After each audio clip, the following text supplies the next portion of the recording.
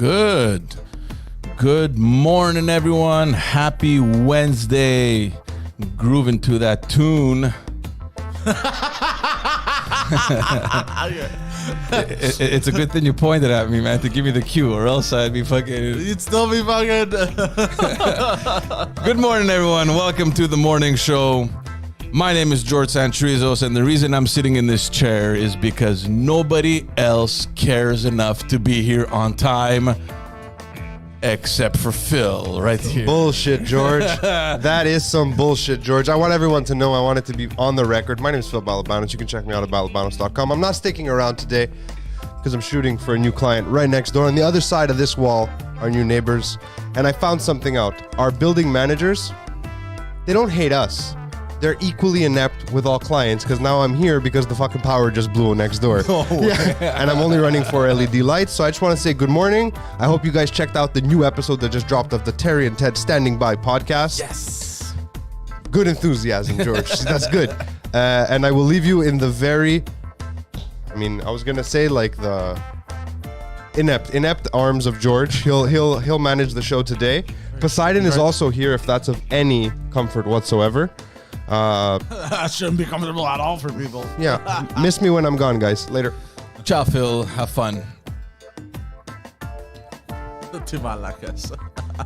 There you go. So he had to make a point. It's like as if he knew I was going to call him lazy or whatever, irresponsible for not being here. Thank you guys for joining. Obviously, the only other man that cares enough is the man to my left, Poseidon. You can check him out at Poseidon69, pretty much on all social media. You're still on Twitch. I don't even know what Twitch is. I hear you guys talking about it. I have for video no games. idea what the fuck you do on that. It's for video games, and you usually play with children. Okay. For awesome content, you guys need to go on patreon.com/Pantelis. Amazing stuff. Phil mentioned a brand new podcast with broadcasting legends, Terry and Ted, called Standing By. Dropped today, actually, right? The first episode. Yeah, I think so.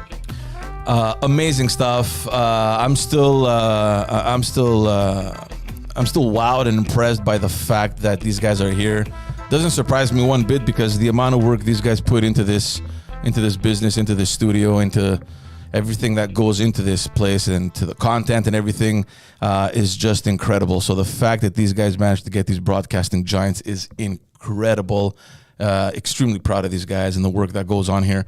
There you have it. So welcome to the morning show. Yes. And don't forget you got the Backstage podcast and Just Us Dads. Didn't plug myself there. Just Us Dads and the Backstage podcast. You can follow what I do either on thebackstagepod.com or justusdads.ca. On all platforms, YouTube, Facebook, all the audio platforms as well. A lot of fun stuff dropping on those channels. So come on by and check that out. Dude, I'm honestly, like I said, super stoked about the fact that Terry and Ted, and for the people that don't know who these people are, obviously they're not they weren't born in the 80s or they're not remotely as old as I am. But these guys are huge, man, in the broadcasting scene. And when you and Pantelis told me, I was like, what the hell is going on, man? Super excited. Super excited. What do you need? You want me to get better in the camera? There? Yeah. All right, there you go. Perfect. So check out that video. I saw the episode that when it dropped on Patreon. There's like that whole backstory of how the whole thing behind Terry DeMonte's retirement and how it was all staged, and it's just crazy to see how it really wasn't what we were being told, right? Well, it usually is like that. Yeah, but you just don't know, right? And obviously the guy, he's a gentleman, he played along with it, but he didn't really want to retire from broadcasting. They just told him, we're organizing your retirement. That's it, buddy. You're done. No. I'm excited, man. These guys are going to do good things, and they're not the only ones, by the way, that are jumping on board the podcast train, man. There's all these broadcasters. There's Freeway Frank. I don't know if you used to listen to this guy. I never listened to the radio in my life, I think. No way. I swear to God, the only time I used to put on the radio is if I forgot my auxiliary cord for the car. Yeah. Or, it wasn't working. I couldn't play my own music. And even then, I would put on the radio for the music. And then as soon as it would cut to people talking, I was like, ugh, fuck these people. And I would sort Yeah, but you know what the thing is, man? And a lot of people have criticized, especially the morning guys, because these guys have to set the pace, right? I mean, these guys open the station like at 5:30 in the morning. And they have to bring this attitude. They have to bring this optimism. They have to bring this, this sense of woohoo, it's morning good, and it sounds fake, and I'm sure it is. Like how long can you accept waking up that early in the morning? Like how long can you go for? Like how long can you do that for? Like come on, man. Like I understand like people that are morning people. Like I get it. But there's no way, like, you can convince me that every single day you can wake up at 3:30, whatever time they wake up to prepare for the 5. It was fucking early, bro. Yeah, for sure, because they need to prepare for the 5 o'clock show. I mean, you can't do that shit forever. So yeah, like there's a lot of people that are like, oh man, it's so fake radio, and Pantelis always talks about it. It's like that fake spirit. Good morning, everyone, and and let's go to the traffic and weather today. It becomes so mechanic at some point where they lose this enthusiasm, and I think that's what people value a lot about podcasting, right? Because it's just natural, it's genuine. And, these guys are going to do so good. Yeah, I don't know how they do it. I go to sleep at 3:30. And wake up at 8. Yeah. I remember those days, man, when I used to work late. Like I used to work at a reception hall when I was younger. And I would come back home like at 5 in the morning, 6, right? And it was just the weirdest thing because you're coming and people are actually waking up to start their day and you're shot, bro. You're just walking, you're going home and everyone. Yeah. It's just a weird thing. Yeah, I used to work car rentals until my shift was until 1 in the morning, but 90% of the time you'd end up staying until 2 and even 3 sometimes. The cutoff time was 3. Right. And bro, I tell you, sometimes I get home at 3:30. By the time I shower, everything, it's 4 a.m. By the time I fall asleep, it's 4:30, bro. No shit, you were never here, bro. No shit that Pantelis would fucking fuck you up almost every day. Where the hell is this guy? Before I was always late too. Before it was way worse.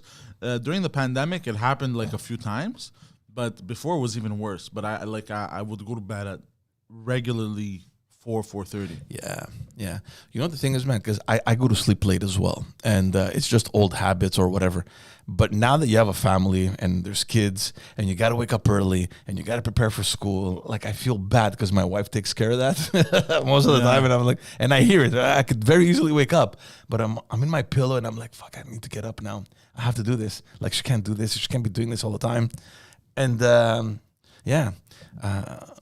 like I feel like a nasty guy just fucking taking advantage of it. Well, someone else take care of the kids when I shouldn't be. But it's hard to break away from that habit, I find. Yeah, especially if you got used to like all my life from a kid, I could not sleep before 10 p.m. Right.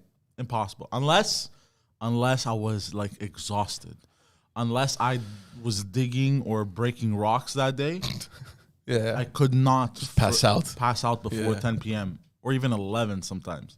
I've always been quote unquote night owl in my life, always. So I don't know how some people do it. I don't know how I had my godmother, my godfather, like when I was a kid, I used to sleep over and I used to go to bed at 9 p.m. bro. 9 p.m. I used to think they were psychopaths.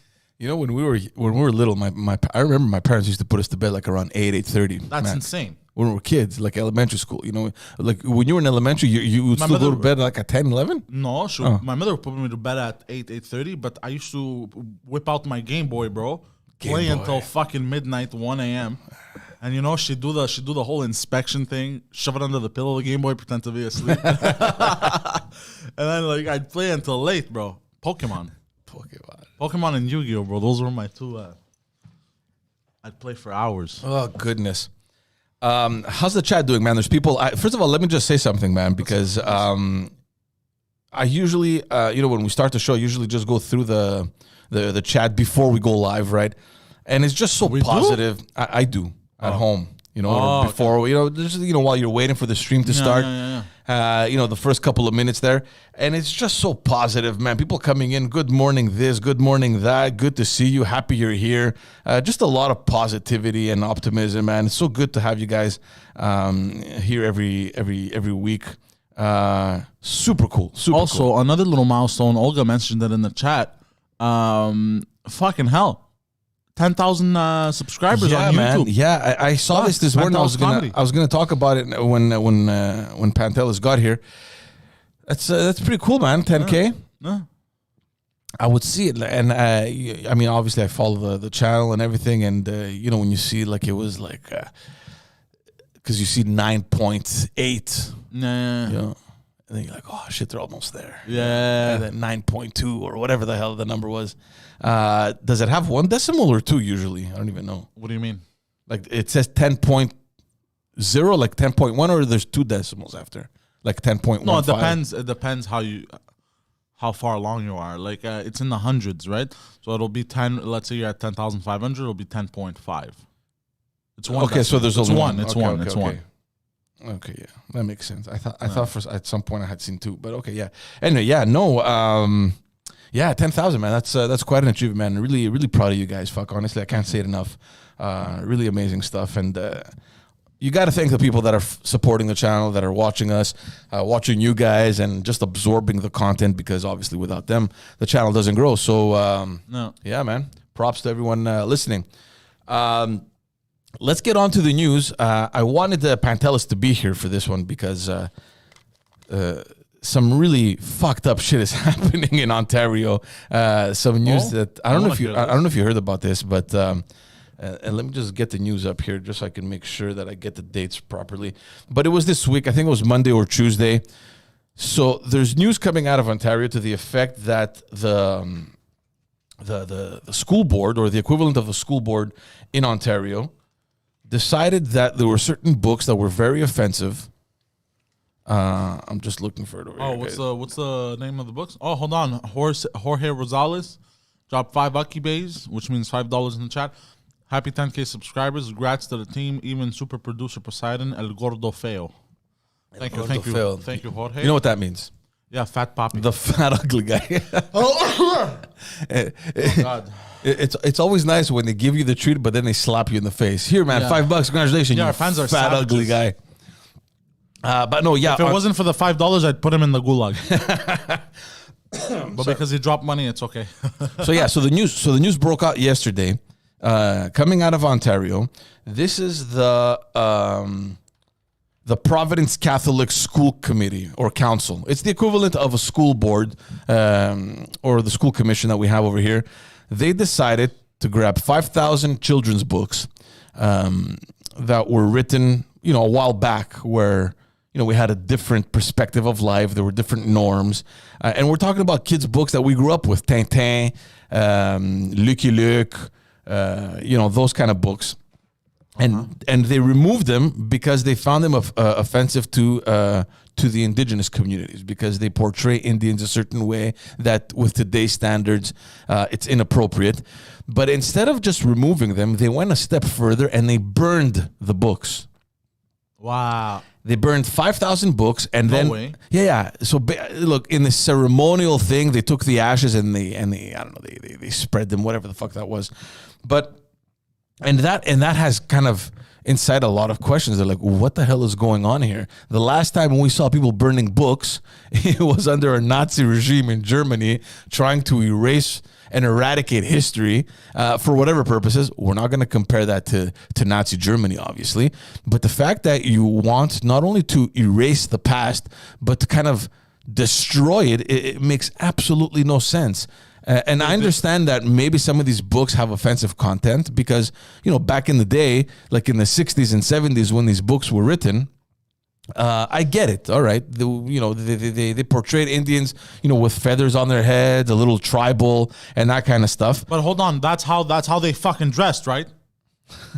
Isn't that how they fucking dressed? Well, listen, maybe not in the 60s, man. I mean, the community, these guys had communities that were, coexisting. No, but the content in the book Tintin is not placed in the 60s. It's placed at earlier eras. No, it's in the 60s, 70s. I mean, it takes time at, the time that the books were actually written. Which is, in the 60s, 70s, maybe 70s, 80s. I can't remember exactly when those books were coming out, but it's there, 60, 70, 80, within that time frame. So, you have stories of Tintin coming to America or whatever, and, you have Indians with their feathers and their little, whatever clothing they have. And I remember reading those books. And, when you're a child, I mean, we used to see old TV where cowboys and Indians, and there was all these things that existed back in the day, like even before the 80s and 90s, shows that carried on from the 50s and 60s and 70s, old series that I used to watch on TV, like the whole classic cowboy and Indian kind of thing. And I get it, maybe it's offensive. How is it offensive though? Well, with today's standards on target. Fuck the standards. Fuck all the standards, because it's all fucking retarded standards anyways. How is it offensive to Indian people? If anything, I would argue that maybe they might even teach a thing or two about Native American culture. Well, I don't think they do, man, because what I'm trying to say is it could teach children about Native Americans. What we should do is, I get that you want to kind of turn the page on those years, because clearly the native communities, the indigenous communities, weren't always going around, shirtless on horses with bows and arrows, with feathers on their head. Like, that's not what they are. There's different indigenous communities across Canada and even across the U.S. They have different customs, they have different cultures, and some of them don't dress like that, man. You know what I mean? Like, they don't dress like that on a regular basis, but ceremoniously they'll. Yeah, I know. But when you're portraying them, okay, let's go to the Indian reserves, and in these books you see these guys riding horses and dancing around fires. I can understand how it could be offensive, right? No, it's not offensive, because they still do it to this day. A lot of natives I've seen on TikTok, they'll when they celebrate, they have their, Yeah, but we're not talking about ceremonial stuff. I mean, we dress up in skirts and pom-pom shoes when we march. That's ceremonial. We want to highlight a time when that's how they dressed in Greece, whatever. But that's not how you dress every day. Like, you don't wake up in the morning and put on a skirt and pom-pom shoes. You know what I mean? You don't know my life decisions, George. I just dress like this to come in studio. Once you leave, trust me, I put that skirt on. So I can understand how it's offensive. The problem that I have, and fine, you know what? Maybe there could be a plan to slowly start reducing the number of books that these schools are carrying in their libraries, and that's fine. I can get that. But to full on go and burn these books, to pretend that they never existed, to delete them and to completely destroy them, for me makes absolutely no sense. I mean, you have to preserve this history, whether it's good or whether it's bad. And you got to let the people today read them if they want to, analyze them, and make their own judgment of it. What are you doing deleting like literature? Yeah, no. That to me is problematic. It's very problematic. 5,000 books, dude, is a lot. But even if it's offensive, who cares? Well, no, who cares? I mean, no, these communities have been trying for decades to... What do these books have to do with the community? Well, because it portrays these communities. Like, it talks... But it's a... So what? It's a book about... It's not even real, bro. It's fucking cartoons. I know. But given the history that these communities have had over here and everything that they've... Okay, so then let's burn everything on the Nazis too. No, but that's what I'm saying. You shouldn't. I'm saying something existed. It was hurtful and offensive. I get it. But why would you burn it? Like, even stuff that was written during the Nazi era. Why would you burn it? Leave it. Yeah, I agree, 100%. You know, why would we burn Hitler's, books? The guy was an idiot. He was, and we know that. We know the atrocities that he did, and the deaths that he caused. But I don't think we should burn his book. I think it should be there for people to read and understand what a psychopath this guy was. The Mademoiselle Mew makes a good point. She goes, couldn't they just add a page explaining that these were made way back in the day or something? Like a disclaimer for the book. But the thing is, I don't think there's any more new prints of those books that were coming out. It was all old books, I think. I'm not sure, man. I'm not sure if there is or not. I'm not sure, but that's a good point. Yeah, obviously, if they're older books, they can't reprint them, and I don't know if they reprint. But I know that they do that on Disney. It also depends on the laws at the time. Let's say these books were printed in the 60s. I don't think everyone was slapping disclaimers on everything. This came with time. Well, yeah, obviously. There were practically no disclaimers at that time because maybe there was a different perception back then. It's like, yeah, talk about whatever you want. Okay, yeah. I think we were less sensitive.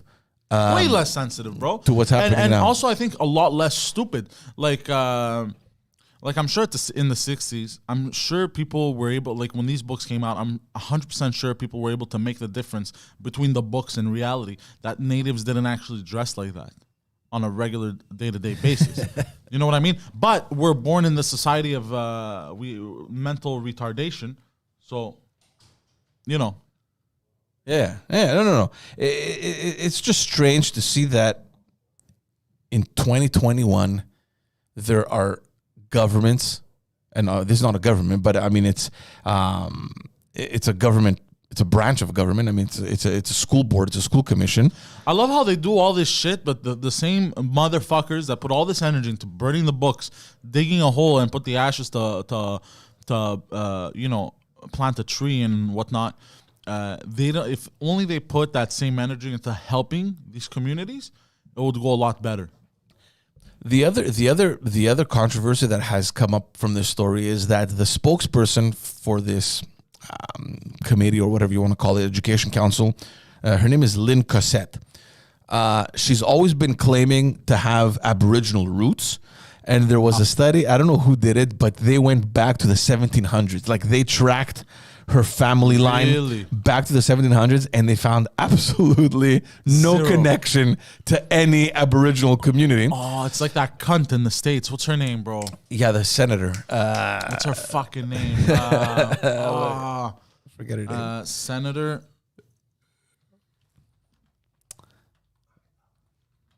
Hold on, I'm Googling. I can't remember her name. Tikari Malaga. No, I'm not. It's not. Elizabeth Warren, this cunt. Yeah, that's it. That's it. Yeah.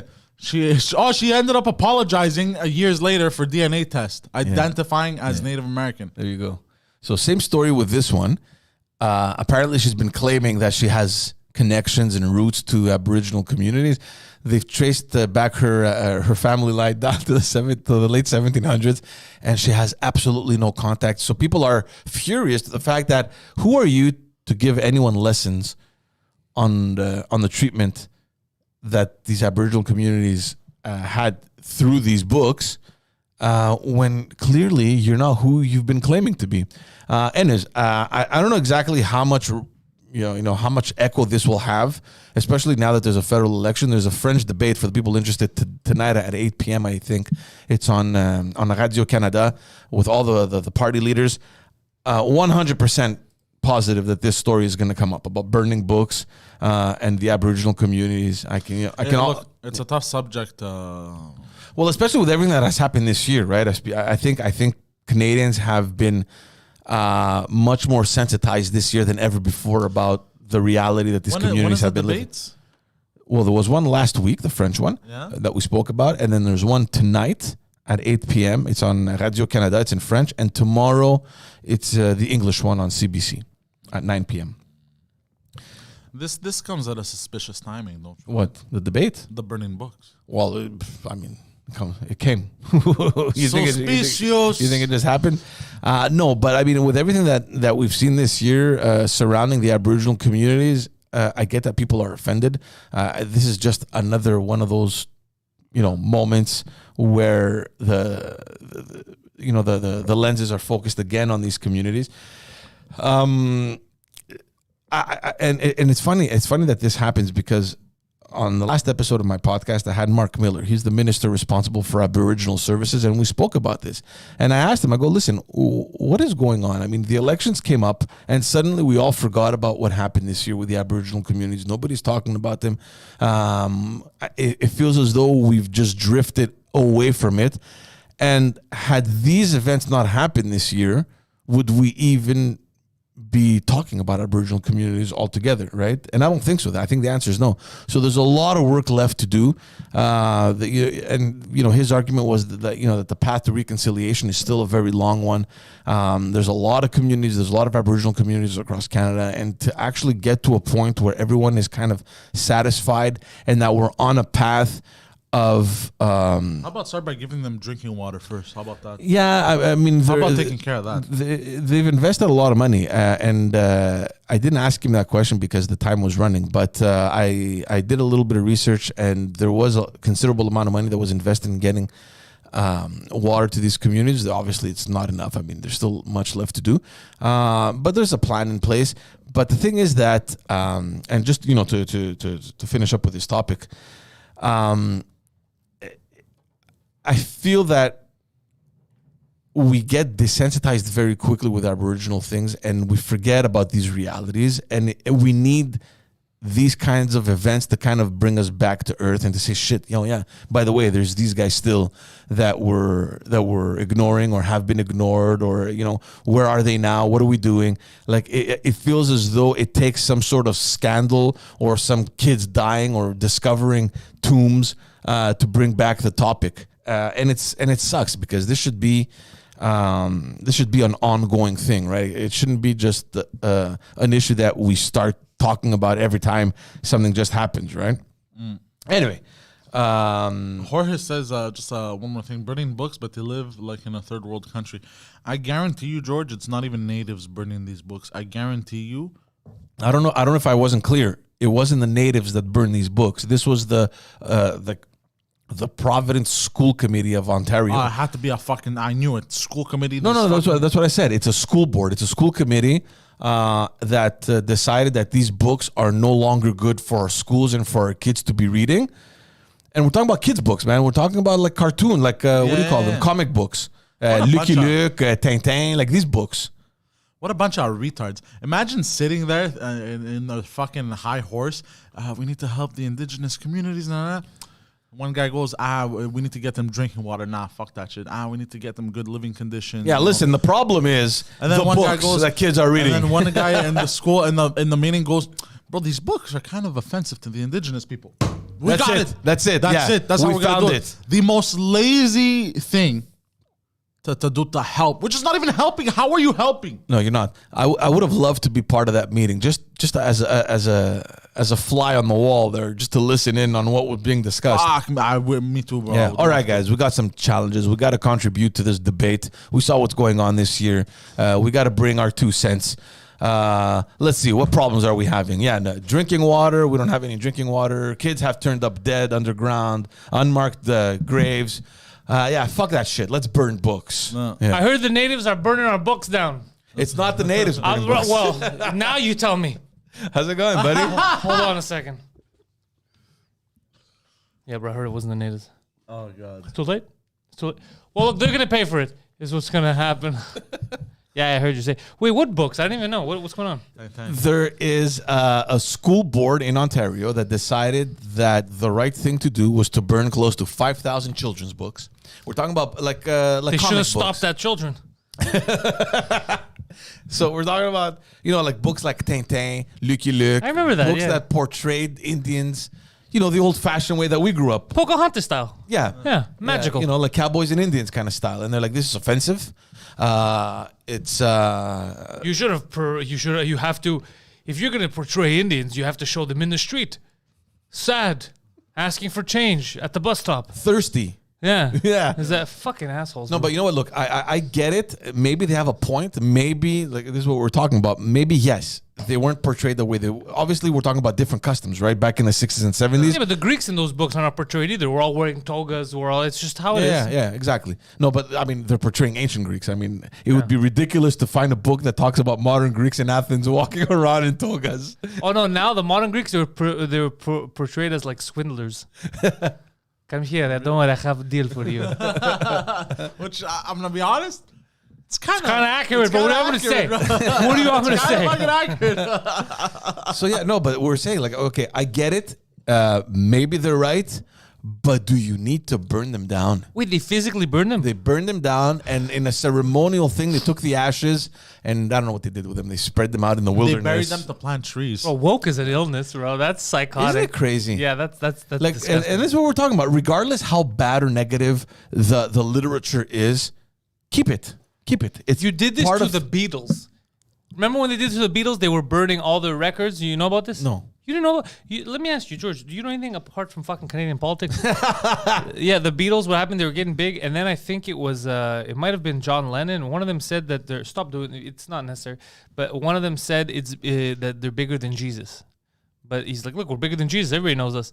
And then people got mad in the States, and they were having these parties where they were buying their albums, which is already a win for them, and they were piling them up and they were burning them. Okay, they were setting them all on fire, which was stupid. Because then what happened was, they went out on tour, they were successful, and they banged everyone's daughter, right? So now all that's left is, these characters, Tintin and stuff, are going to start banging these school kids to get their revenge. So it was a terrible idea to burn these books, is what I'm saying. It never ends well. No, but I don't understand the argument of deleting part of history. Yeah. And I mean, it's literature. It's a comic book, but it's still is it considered literature or Tintin? Of course it's literature. Okay. It's books, yeah. So I don't understand the argument of doing that. And then what I don't understand even more is to have a second, third, fourth, fifth, maybe sixth person are agreeing. Yeah, but okay. So was it Phil that I was saying this to yesterday? So people are not inherently good, or people are inherently stupid, and in groups, for some reason, your IQ drops. The second you get into big groups, you just obviously that's what just like Hitler. He started saying shit that normal people were probably like, that doesn't. What are you talking about? The economy. You know why the economy's fucked up? It's because of that Jewish kid next door. And normal people would be like, wait, what? Right, but there for some reason, because they were in a group, they're like, "That's got to make sense." If everyone else agrees, exactly, and that's what happens in large groups. Yeah, But also because in the group, then you're worried about the group turning on. you're worried about the group dynamic. Being like, wait, they must all be right. I don't want them to turn on me. Yeah, I don't want to be the odd man here. Exactly. because if I was part of that, I wouldn't care. Like it could be all the parents. If I was the parent there, I'd be like, "People, fuck, we're gonna start burning books. People, idiots." What are we, Turks sacking the fucking Library of Alexandria? What's wrong with you? No, we're not going to burn books. If you don't want us to show this to the young kids or whatever, that's what we're going to do. We're not going to Remove burn them, remove them from the school, or progressively stop ordering these books in your libraries, like whatever. Have a plan, like a 3, 4, 5 year plan to completely remove them, whatever it is. Give them to me for my new library. I love Tintin. I when I was a kid. Yeah, everybody The did. racist library. Yeah, I like that thing also. But they weren't racist. It was acceptable at the time. Yeah, it just depicted different cultures wherever they went. Because look, if that's what we're gonna do, if that's where we're gonna draw the line, then shouldn't we burn blackface Trudeau?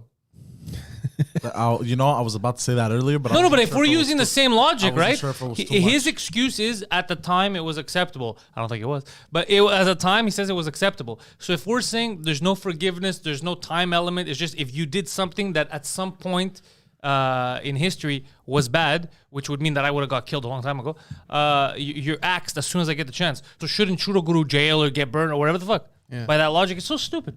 No. Speaking of Trudeau, Is he in town yet? I don't know if he's in Oh, they town. also burned Asterix Obelix. Oh, that's what the other one, Asterix. Yeah, Obelix, Asterix Obelix, like they haven't been through enough. Speaking of Trudeau, and I posted a tweet yesterday. The campaign is getting out of fucking hand. Yeah. I don't know if you guys have been following at all, and It's the media's. By the way, it's the media's fault. I'm watching. I'm trying to watch objectively. Okay, it's 100% the media's fault. Jagmeet's fault and Trudeau. Aaron O'Toole also has his foot in this. I'll tell you why. The protests against the politicians are getting more and more extreme, but they keep ignoring the other guy unless it's Trudeau. I'll tell you. So Trudeau gets stuff thrown at him, told to go fuck himself.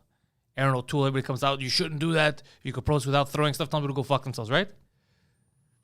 Jagmeet Singh says the same thing because he's getting told to go fuck himself. So he says you shouldn't say that, you should protest, but those people shouldn't be saying that. Trudeau should.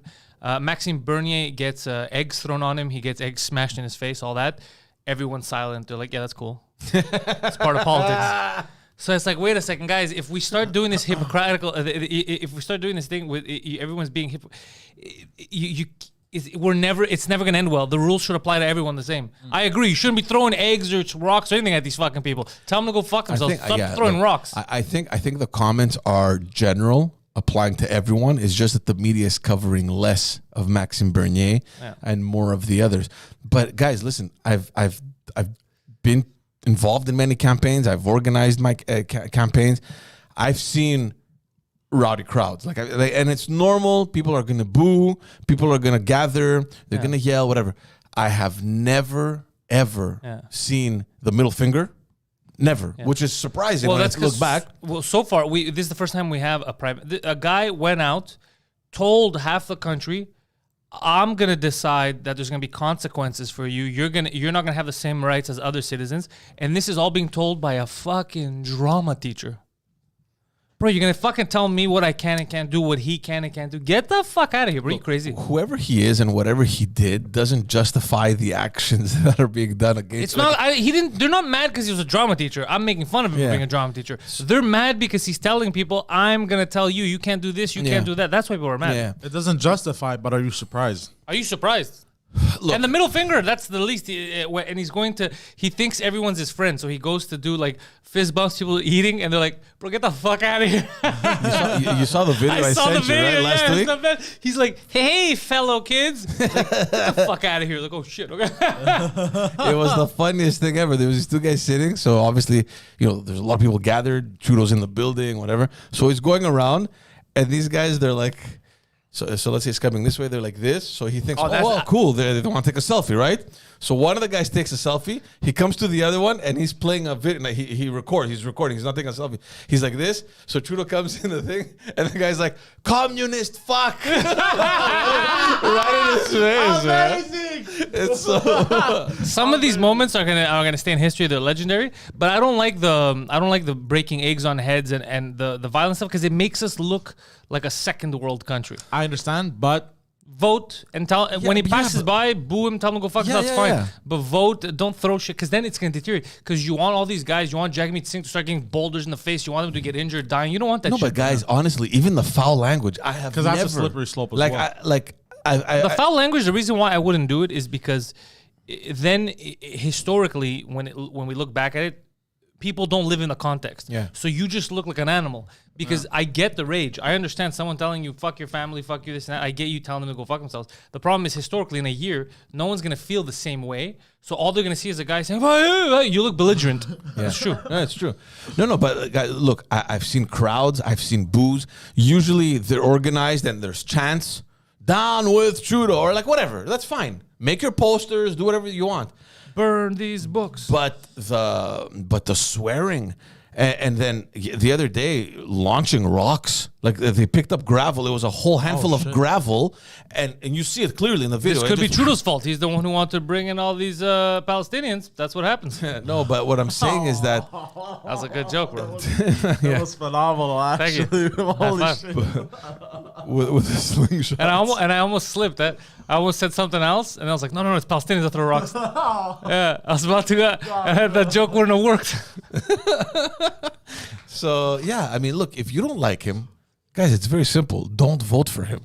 I mean, that's what elections are for. Yeah, exactly. That's but I don't mind the booing. It's the violence. I don't like the rock throwing. I don't like the attacking. I don't like that shit. Okay, you want to throw a rock at him. What if you miss and you grab another woman in the front that's with her child or someone else? But also something I was taught when I was a kid. Even if you're right, the second you overdo it, you lose your right, in the sense that no one sees that you're right anymore. So even if he's overdone it. He's overdone it. He's destroyed the economy. He has no plan. He's unfit to lead. That is 100%. You're 100% right. Someone else needs to be there. That it's not debatable right now. It's 100% true. However, in order to get him out, if instead of voting, you're saying, I'm going to kill him, I'm going to throw a rock on his face and all that shit, now you look like the animal. And then he looks right. Exactly. You get it? Even though you are right. You're 100%. The guy's unfit. So And it's if anything, that can work against you because now People, where people because a lot of people don't know. Remember what you said about your neighbor, dude? A lot of people don't know about the economy. They don't know what's going on. His own neighbor was telling him, he's like, what do you mean? What scandal? He's never had a scandal. He's not corrupt. No, nobody He's like- follows. Nobody He's follows. like, what are you talking about? The guy should have been ousted like a long time ago. No, nobody follows. Yeah. And I want to bounce right back to what you're saying that you're helping Trudeau. But before I do that, just a small parenthesis based on what you're saying now. I was talking with my mom, and my parents still live in Park X. That's where Trudeau gets elected. Yeah.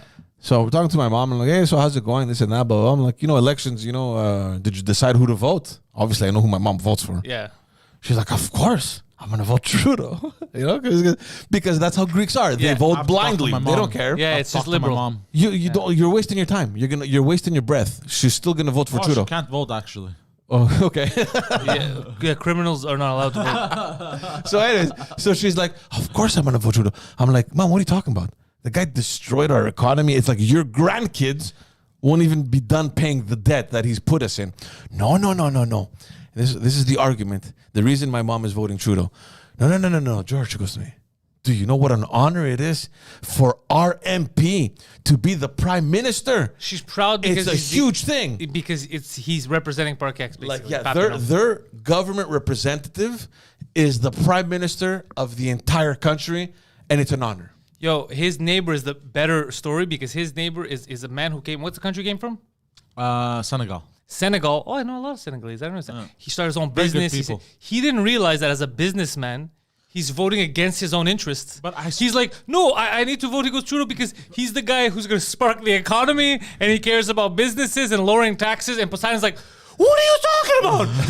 If you have a job and you vote for Trudeau, you're voting against your own interests. You're voting. If you work, if you collect a paycheck, if you're trying to work, you're voting against your own interests. Yeah. You're voting to make less money and to have less access to things. He goes, what are you talking about? And the guy's like this. No, he didn't get it. He just.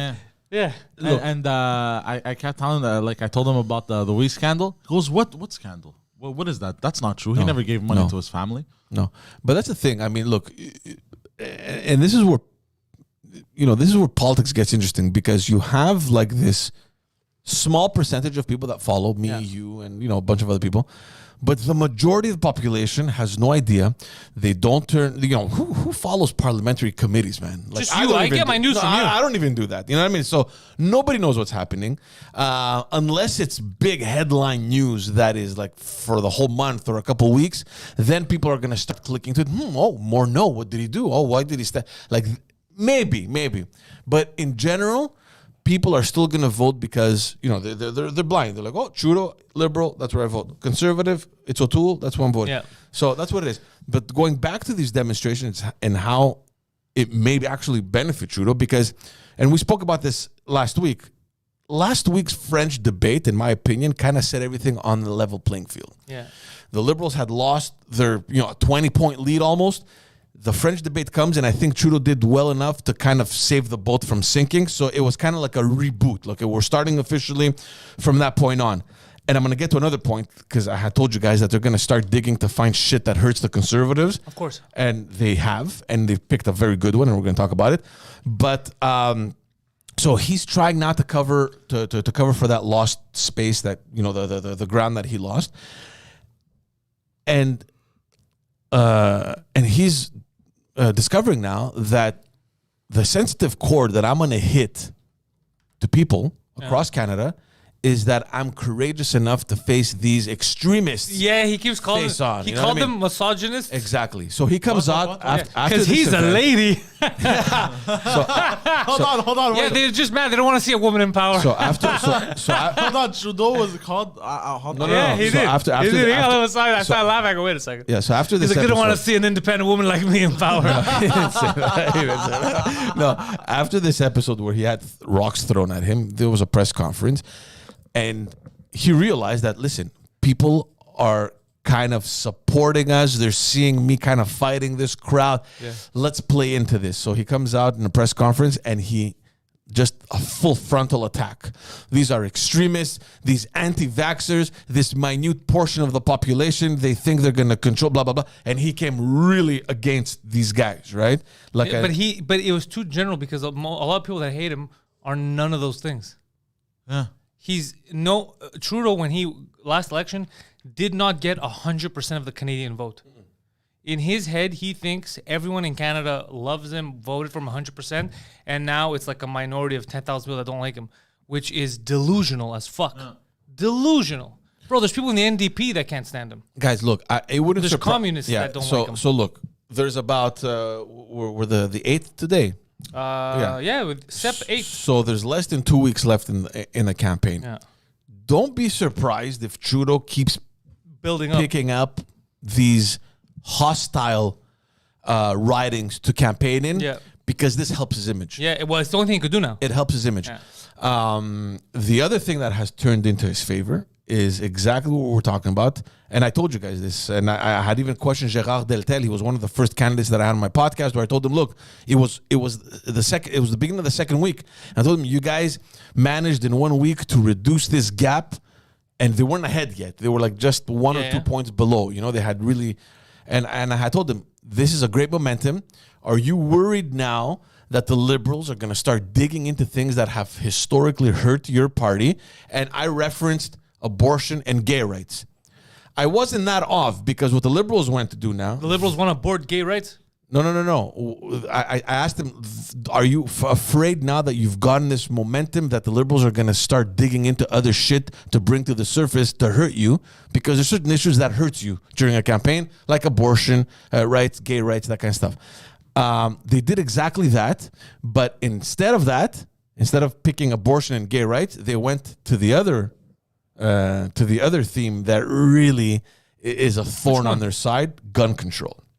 So if you guys have been following, gun control, it doesn't make any sense. Yeah. So if you guys been following the last week or so, what does that have to do? I thought they're campaigning on COVID-19. Exactly. What the fuck does gun control have to do? Exactly. Fuck, Trudeau's really grasping at straws. And I put out a tweet. I'm like, hold on a second. We launched a campaign because the Prime Minister wanted a clear mandate for a healthy post-COVID restructure.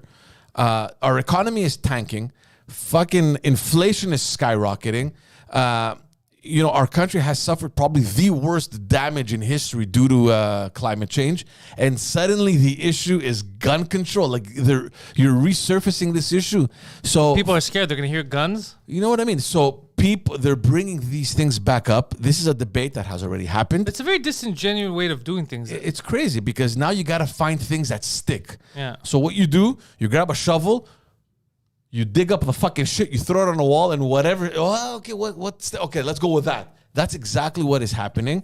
It sucks because the Conservatives have always had a hard time navigating those waters, because you want to maintain your base, right? And obviously a lot of the Conservative base are pro-guns, right? Pro-arms. But you also want to make new gains in Liberal circles, where they tend to be a little bit less pro-arms. Didn't Trudeau's dad put Quebecers in jail? Wasn't the army here? Yeah. We should dig that up too.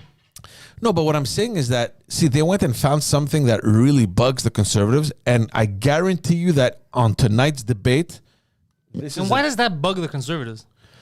Because they have a hard time. Like in French, it's called the patinage. Ils patinent. Like they don't know how to handle it. That's another thing I don't like about these fucking Conservatives, bro.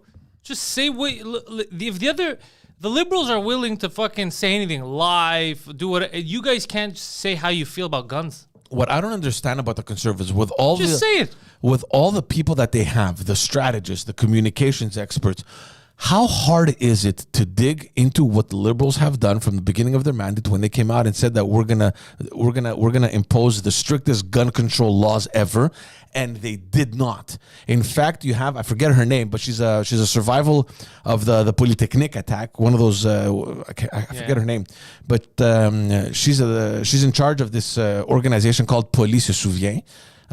So remember Polytechnique kind of thing. Yeah. And if you follow her, find her name and then just click on the news tab on Google, and you're going to see that, like, recently she's done so many interviews destroying the Liberals for breaking their promise that they made to her specifically. That's all they do. You know what I mean? So I'm just wondering, where are the Conservatives? Like, the Liberals are attacking you on gun control. you want to play it carefully because you don't want to lose your ground, but why don't you just spin it around and attack them on gun control? What have you done?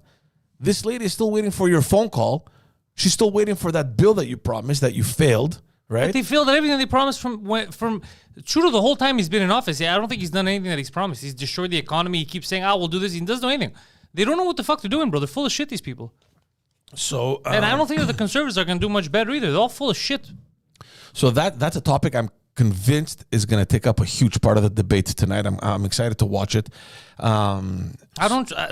There's no politician right now that excites me. That's like, this is it. This guy cares. She cares. This is the future. None of these fucking people, bro. They're all buffoons. Even Aaron O'Toole, bro, you think right now he's coming in, the Conservatives, they're the main party to challenge. All he does is this. Yeah. But you know what, though? That works, though. That works because the image that is given to people is that, one, he has much better composure than Justin Trudeau, who lost his shit in the last campaign, in the last debate. I don't see composure. I see goofiness. It's not goofiness, man. It's I'm able to keep my composure. The only one worse than him is Jagmeet Singh, who comes off as an asshole. He's absent. He's like, guys, we got to take care of the earth. These other politicians don't care. I'm going to jump my jet now and fly around the country because we need 3 people in a jet. That's going to help. So look, there's two things that are going to really take up a lot of the space in tonight's debate. One, I think, is gun control because it benefits Trudeau. Mm-hmm. And the other thing that's going to come up again is, once again, the French language debate. And the reason why is because yesterday there's this other major news that drops.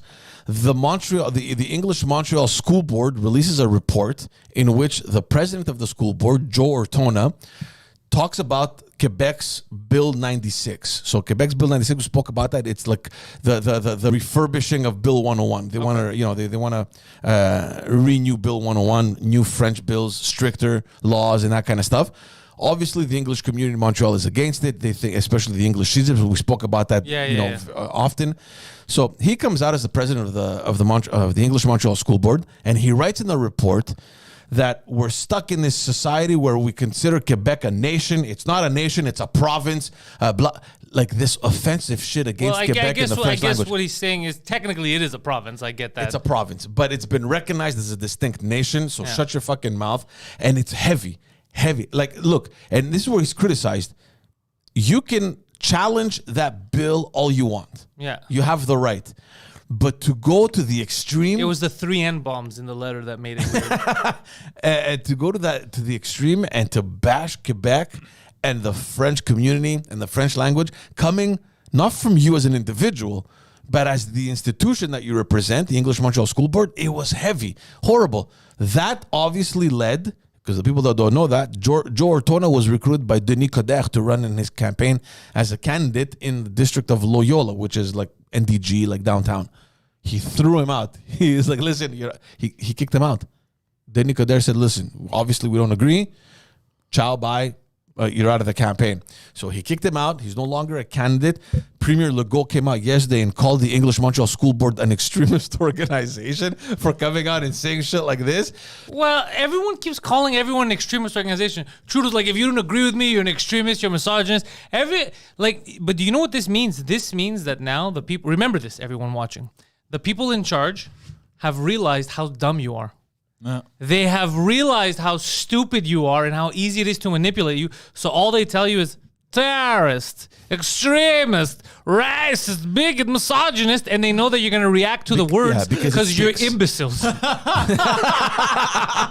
They know that.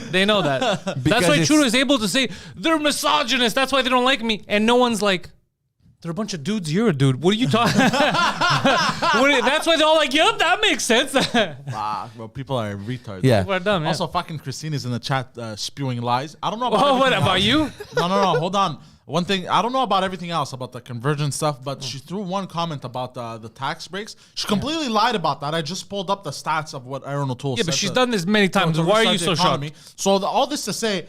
Bitch is going in the gulag just for lying. You're putting her in the gulag for lying. Why would she? I don't understand why she keeps lying about shit that you could Google. Because she is a liar.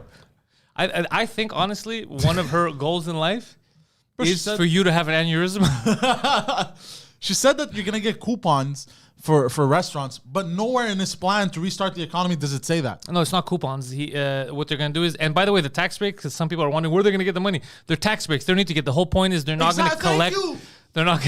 This is like Ocasio-Cortez when she got Amazon to not give people jobs. Do you remember that? Because they're like, how stupid. Amazon's gonna come in here. We're gonna give them tax breaks. So they go to a big factory. So they create like 16,000 jobs. Like, fuck that. Why would we give them that money? We're gonna give that money somewhere else. And then people are like, no, that's not how that works. A tax break isn't you giving them money. It's you not taking taxes from them. By the time they realized that, Amazon said, fuck this bitch. We're not doing it here. And they open a factory somewhere else.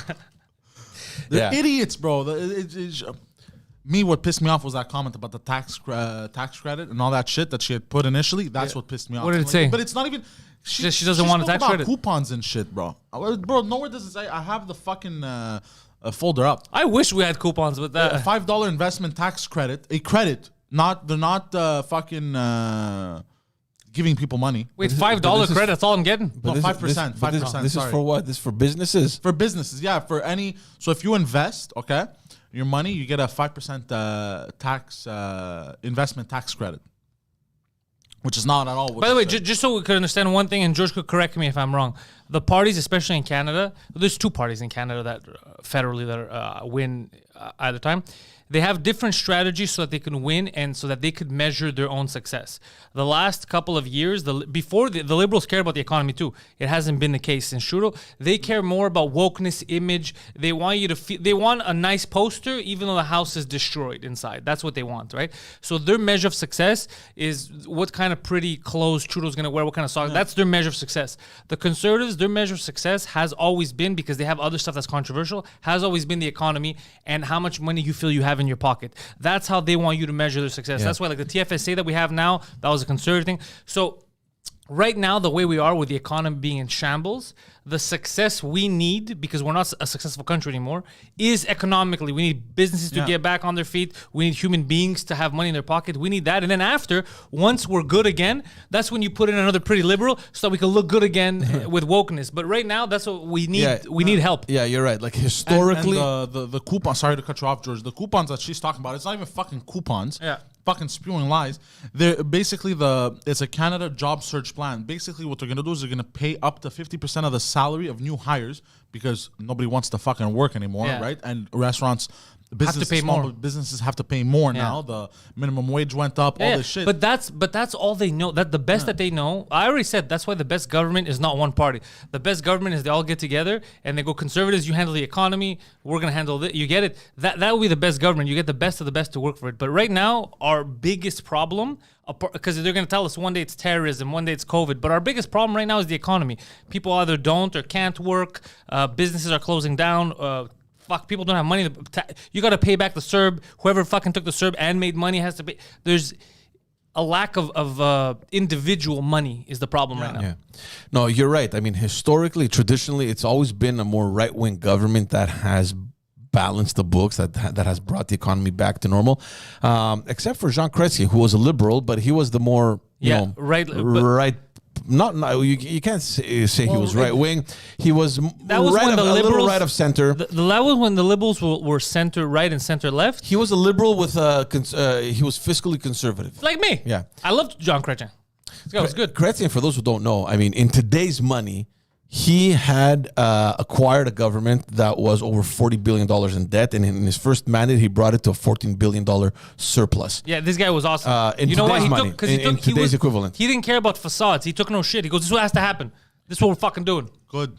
Yeah. We need someone like that again. Yeah. You know, so that's what they're missing. And yeah, you're right. I mean, that's what's been going on. And yeah, the economy, and guys, I don't know, man. Maybe I'm not following the right campaign. I hear very little about the economy in this campaign. Trudeau said 2 weeks ago. He said, "I don't care about monetary policy." But it's crazy. It's crazy. Like I don't know how and who is controlling, the information or the stuff going out there. But how come nobody is talking about that? Everyone now is talking about the French language, and it's fine. It just came up. The Aboriginal thing just came up now with the books that they're gonna talk about. Wait, the books? Because I just understand, is the anger that people are trying to blame natives for burning the books? No, the natives didn't burn the books. That's what I'm saying. Okay, and that's not the story. Okay. The story is, why would you burn a book? But nobody said the natives burned the books. No, Okay, good. no. Because they've been taking the blame for some stupid shit. Yeah. So I just hear very little of the economy going around in this campaign, and it's just frustrating because honestly, that is the most urgent thing to repair right now. Yeah. It's the most urgent thing. Get people back to work, have money in their pocket. It's just like in the States, like for all the faults of Bill Clinton, like people like, oh, Clinton did start some wars. He hated the Serbs. He fixed the economy, man. But people had money in their pocket. Of course. People had money in their pocket. So you gotta, I'm not saying that Trudeau needs to give money to everyone and then start killing Arabs. That's not what I'm saying. Leave other countries alone. All I'm saying is right now we're hurting. Yeah. And you can't go around saying, I don't care about economic policy when, dude, the unemployment is going to start running out for people. Uh-huh. Restaurants are struggling. The way they're setting it up now, especially with the new passports, so you can't have everyone that you want, because now your client base is shrunk. Now your client base can only be people that have the passport, all that stuff. What you're doing is all the small stores, you're hurting them, and you're making them teeter to go out of business. What happens when they go out of business? The only thing we're going to have left is these big box stores. You're only going to have Starbucks, McDonald's, Walmart. Why? Because when you want to make changes and you want everyone to comply, it is way easier to go to one Mr. Walmart and he changes it for thousands of stores instantly, thousands of employees, instead of going to George's coffee shop, Poseidon's coffee shop, which each has their own employees, which each have their own attitude, which each has their own way of culture of doing things.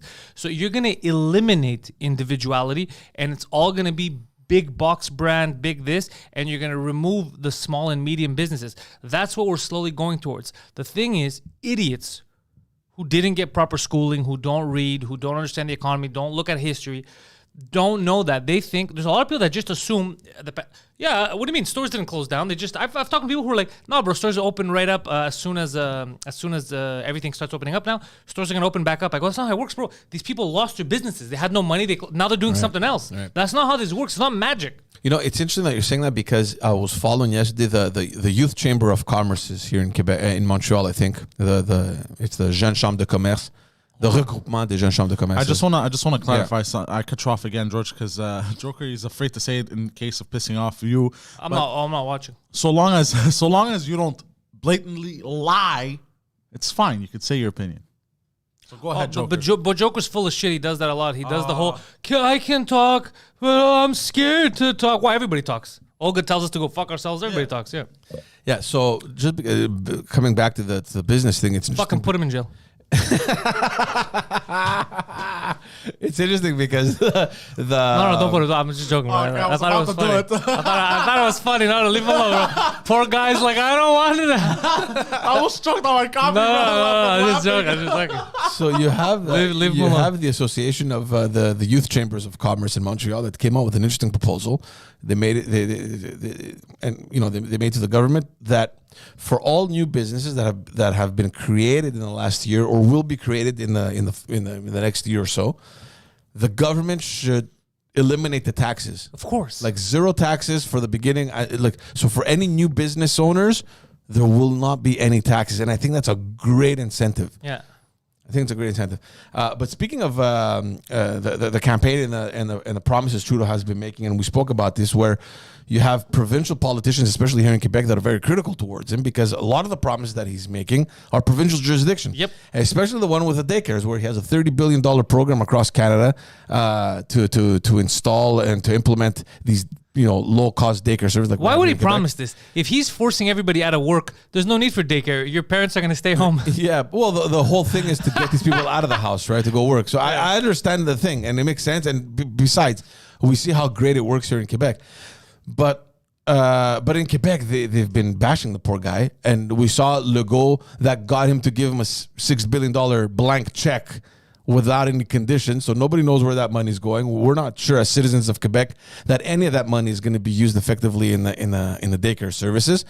So yesterday, there's a pre-caucus sessions that the provincial Liberals with Dominique Anglade, because they're getting ready for the new Parliament session. So they all met, the caucus met.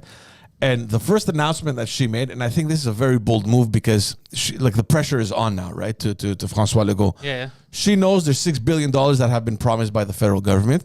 She knows that the provincial government here with François Legault hasn't made any commitment to use that money at all in the daycare services. So she comes out, the first announcement that she makes following that caucus meeting was that if the provincial Liberals win in 2022, what we're going to do is we're going to invest $1.2 billion a year for the next 5 years to get our daycare services back in action and, to eliminate that 50,000 list of names that we have. So she took the $6 billion, divided it in five, $1.2 billion a year. So she's forcing Legault to take a position on how to use those funds. So this is what I find interesting. On one hand, you come out and you bash Trudeau for making electoral promises on issues that has nothing to do with his jurisdiction. But then you flip around and your announcement, what you're doing is that you're taking his money that he's giving. You're like, yeah, look, what we're going to do is take $1.2 billion for 5 years and we're going to invest it in our daycare services. So it's like you're playing into his agenda. Yep. Because that's what he wants to do. You understand? Yeah. And so it's very smart. Like she flipped the table around and now the pressure's on Legault to say, okay, what are you going to do, buddy? What are you going to do? Like the money's there. We know what she's going to do. Her plan is interesting. She's going to use that $6 billion, even though she criticized Trudeau for giving $6 billion to the daycare But services. if you're going to give it, let me... you might as well take advantage of it. Exactly. And she's taking advantage. So we'll see where Legault's going to go with that. Let's talk very quickly about our friend Mamadi Camara, if everyone remembers. What's Camara doing? Is he good? Yeah, he's doing good. But just to get everyone up to speed, this is a black man who was pulled over in Park X at the beginning of the year for talking on his cell phone while driving. Case closed, murder. Yeah. So the police officer whom we know, and he's a big dick, and whatever. We're not gonna Asshole. His name rhymes with dick. Yeah. So he stops him, gives him a ticket, and on his way back to the car, gets attacked, almost dies. There's a police chase By an anti-vaxxer. So the cops come. A misogynist.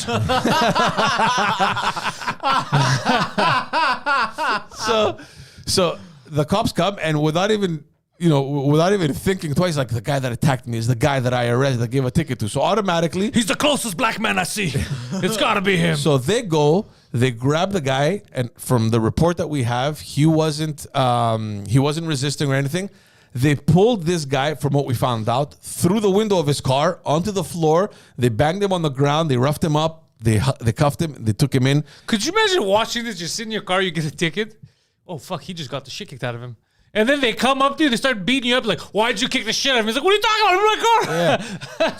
So long story short, he spent 6 days in jail for the fucking tribunal to figure out the evidence And he to took release In beatings. jail. Yeah, they're like, you cop harasser. They thought he was... whatever it was. Yeah. Wow. So he sued the city of Montreal. He sued the police. Yeah. And there was an investigation that was launched by Quebec's Minister of Public Safety. Luckily, a camera was available. The report comes out yesterday or before yesterday, I can't remember. And in the report, it establishes all the facts, whatever. It blames the cops, obviously, for not using the evidence effectively. They're questioning why the fuck was this guy locked up for 6 days when it was clear from the fucking video that he didn't do anything. Yeah, they still kept him. But the main thing now that everyone is focusing on is that they came out and said that no, there was no indication of systemic racism. And that's where people are like, what? What the You fuck? arrested a black man. You said he was guilty of something that you have evidence he was not guilty for. They're like, exactly. Why is he in jail? You started the sentence with he's a black man, sir. And you're telling us racism played no part. No, of course not. Why? Why do you say that? Yeah. Well, it's fucking insane, bro. The police force in Montreal is known to be. They're kind of, they're a little hilarious. It is ridiculous. So obviously they're contesting it. This whole story is honestly taking a whole other turn. I mean, this poor guy, just to think what he went through.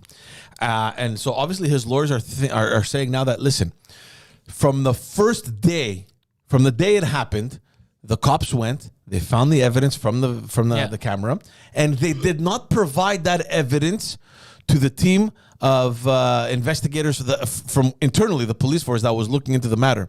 Only days later, when they saw all the evidence that had been collected, they're like, why didn't you give us this over here? Let's take a look at this.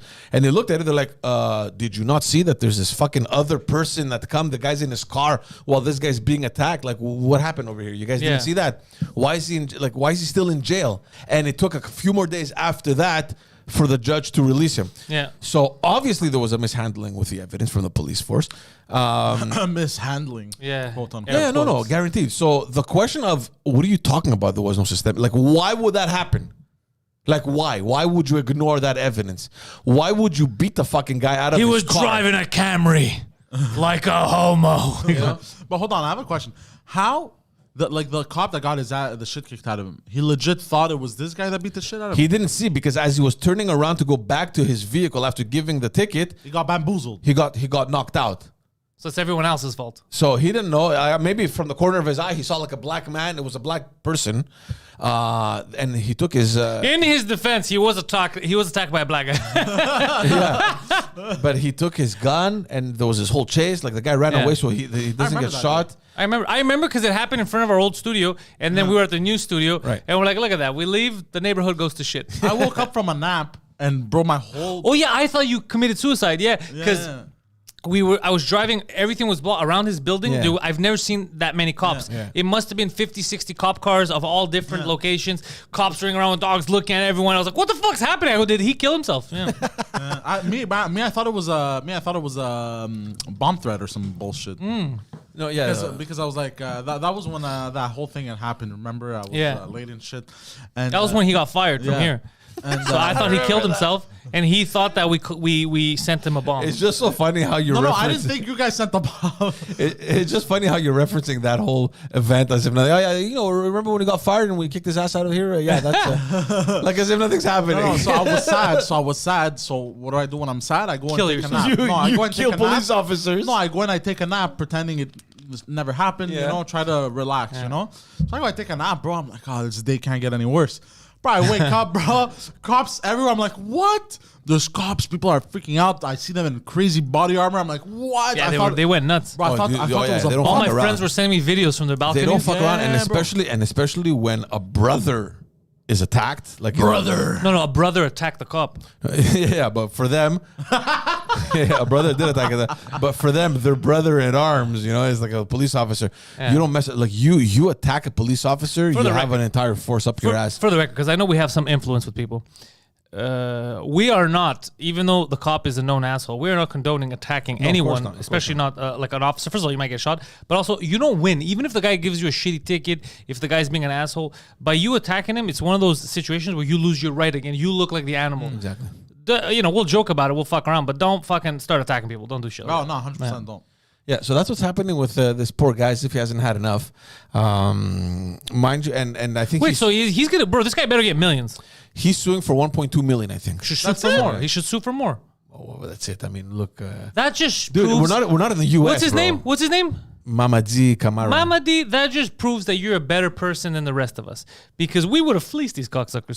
So you just want something kind of reasonable. I still think you deserve more. I don't know if it's reasonable because when he More than reasonable. when I he- mean, it's less than reasonable. Sorry. I would have secured the bag on that. when he officially I'm never said- working again.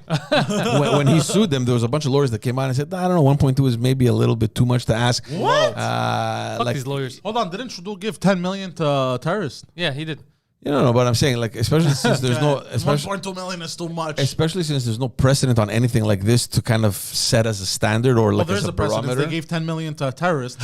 So this guy is not a No, He's terrorist. never going to yeah, live that no, down. I mean- that was the federal government. Yeah, those But hold on, but this guy is not a terrorist, and he got beat. He got racially. This guy's the profiled, complete right? opposite of a terrorist. There you He go. did not terrorize So anybody. if- He was working. He bothered no one. He witnessed a violent attack on a police officer, and Which then he reported. Which he Which he reported. reported. If anything, this guy should get He's, more. he's like guy who called for help. He's like, yo, your boy's getting beat. Oh my God. If anything, this guy should get more than 10 But million. Yes, when thank this you. story, guys, when this story broke out, everyone was thinking this guy's a psycho. He beat up the police officer, and then he called the police No. to say, "Look, somebody's beating him up." No, but he had the- already his cover plan. But no, don't you remember They me? We turned were the the whole first story. to cover it. Do you remember we did the Yeah. morning show from the other Yeah. room? Yeah. And I said, this is suspicious. I said, this doesn't make a sense. First of all, the story didn't make sense. They said he ran from Jean Talon all the way up to... Cremezy, yeah. Yeah. I was saying, you guys are being bamboozled. And who ended up being the correct journalist? This guy. I'm not even a fucking journalist. And you weren't even on location. I wasn't even on location. People gave the He's got news... satellite footage No, everywhere. but He's the got news, the news gave the details, and everybody's like, "Look, that's an insane crime. He beat up a cop on Chantal. I go,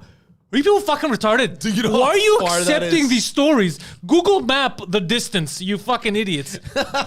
That's why I question these things. I can't be the only one questioning these things, because then this is what happens. Even if I'm right, I look crazy, right? So no, you guys gotta start questioning this shit.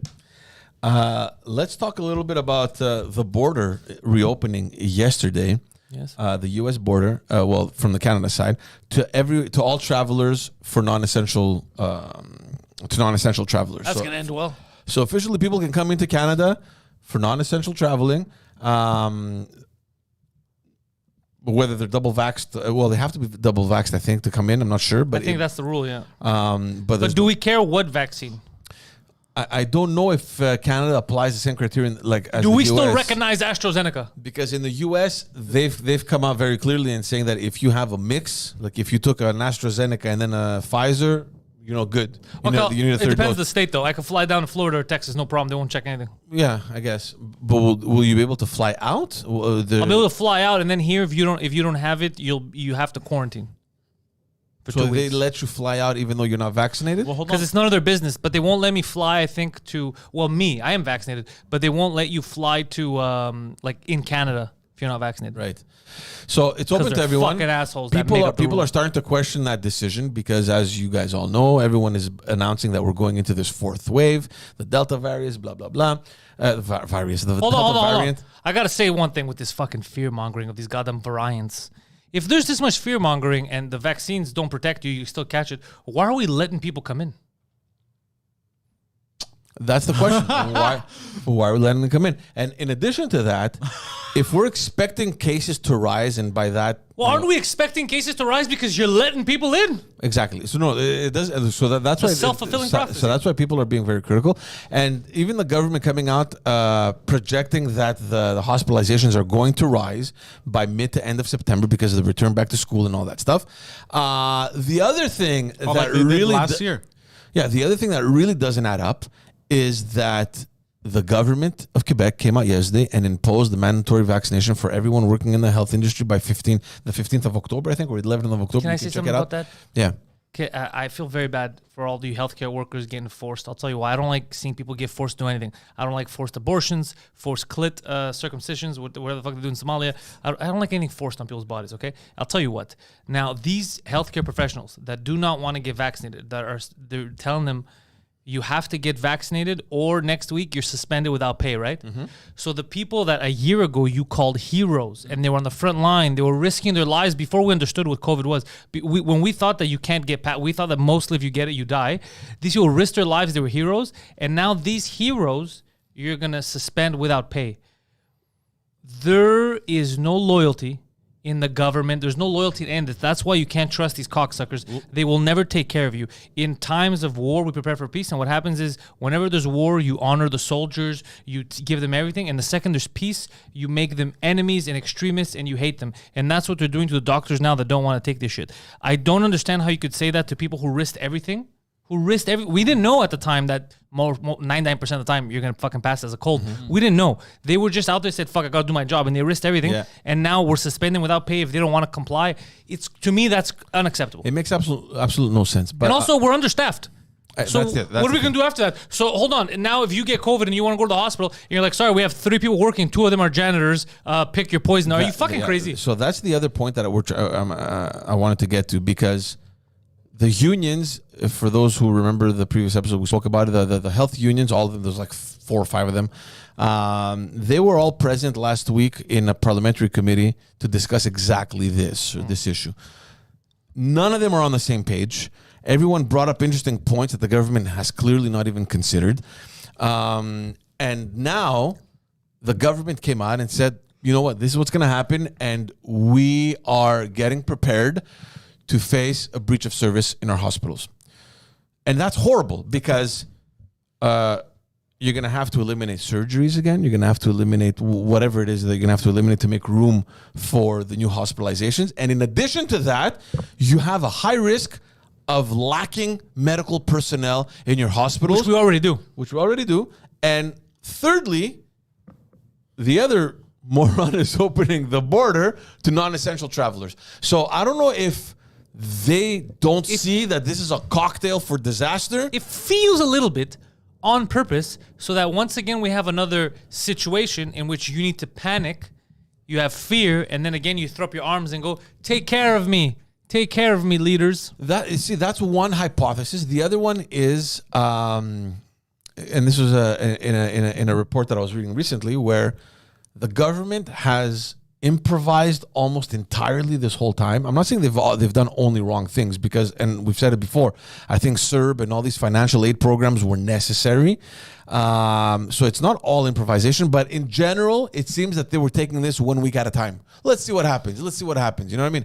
We were never, unless there was a long-term strategy that we were never informed about, and I hope there was, but they never announced any long-term project because they had no idea what was going to happen in the short term. So it felt as if they were progressing on a week-to-week basis.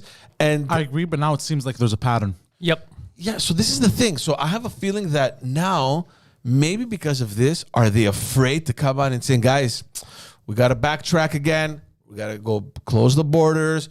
Maybe thinking about a lockdown. Like, I feel like I don't want a lockdown. I'm just saying, don't fire doctors and nurses if they don't want to get vaccinated. That's crazy. That's fucking crazy. But you know what, Pantelis? What I'm saying is that instead of waiting to get to that, why don't you start shaving off the fat from things that could potentially cause that to happen? So why are we why are we letting these people in? So there's a lot of Wait, are you trying to say that maybe instead of giving $1 billion for a vaccine national passport to each province, like Trudeau was saying, maybe those $1 billion should be handed to the provinces so they could put in their healthcare system? Is that what you're trying to say? Because that's a little too logical. Isn't that? Yeah, maybe we shouldn't have opened the border that quickly. Yeah. Maybe. I don't think it has nothing to do. I don't think it even has anything to do with the border. The border is a band-aid. The real issue is you got to close the fucking wound of the healthcare system. Yeah. You got to stitch that shit up, bro. But you're not gonna fix that in a couple months. So I spoke to two nurses over the weekend, two different hospitals in Montreal. One I called, one luckily I had in person. Both, and again, they said we just got tired of saying it. It's a comment in the hospitals, but just they don't say it publicly anymore because nobody listens. The doctors feel the same way.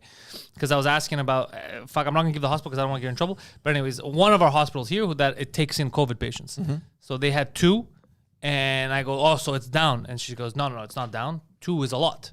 I go, why is 2 a lot? She goes, because like our max capacity will go to 10, maybe 15 ICU beds right now.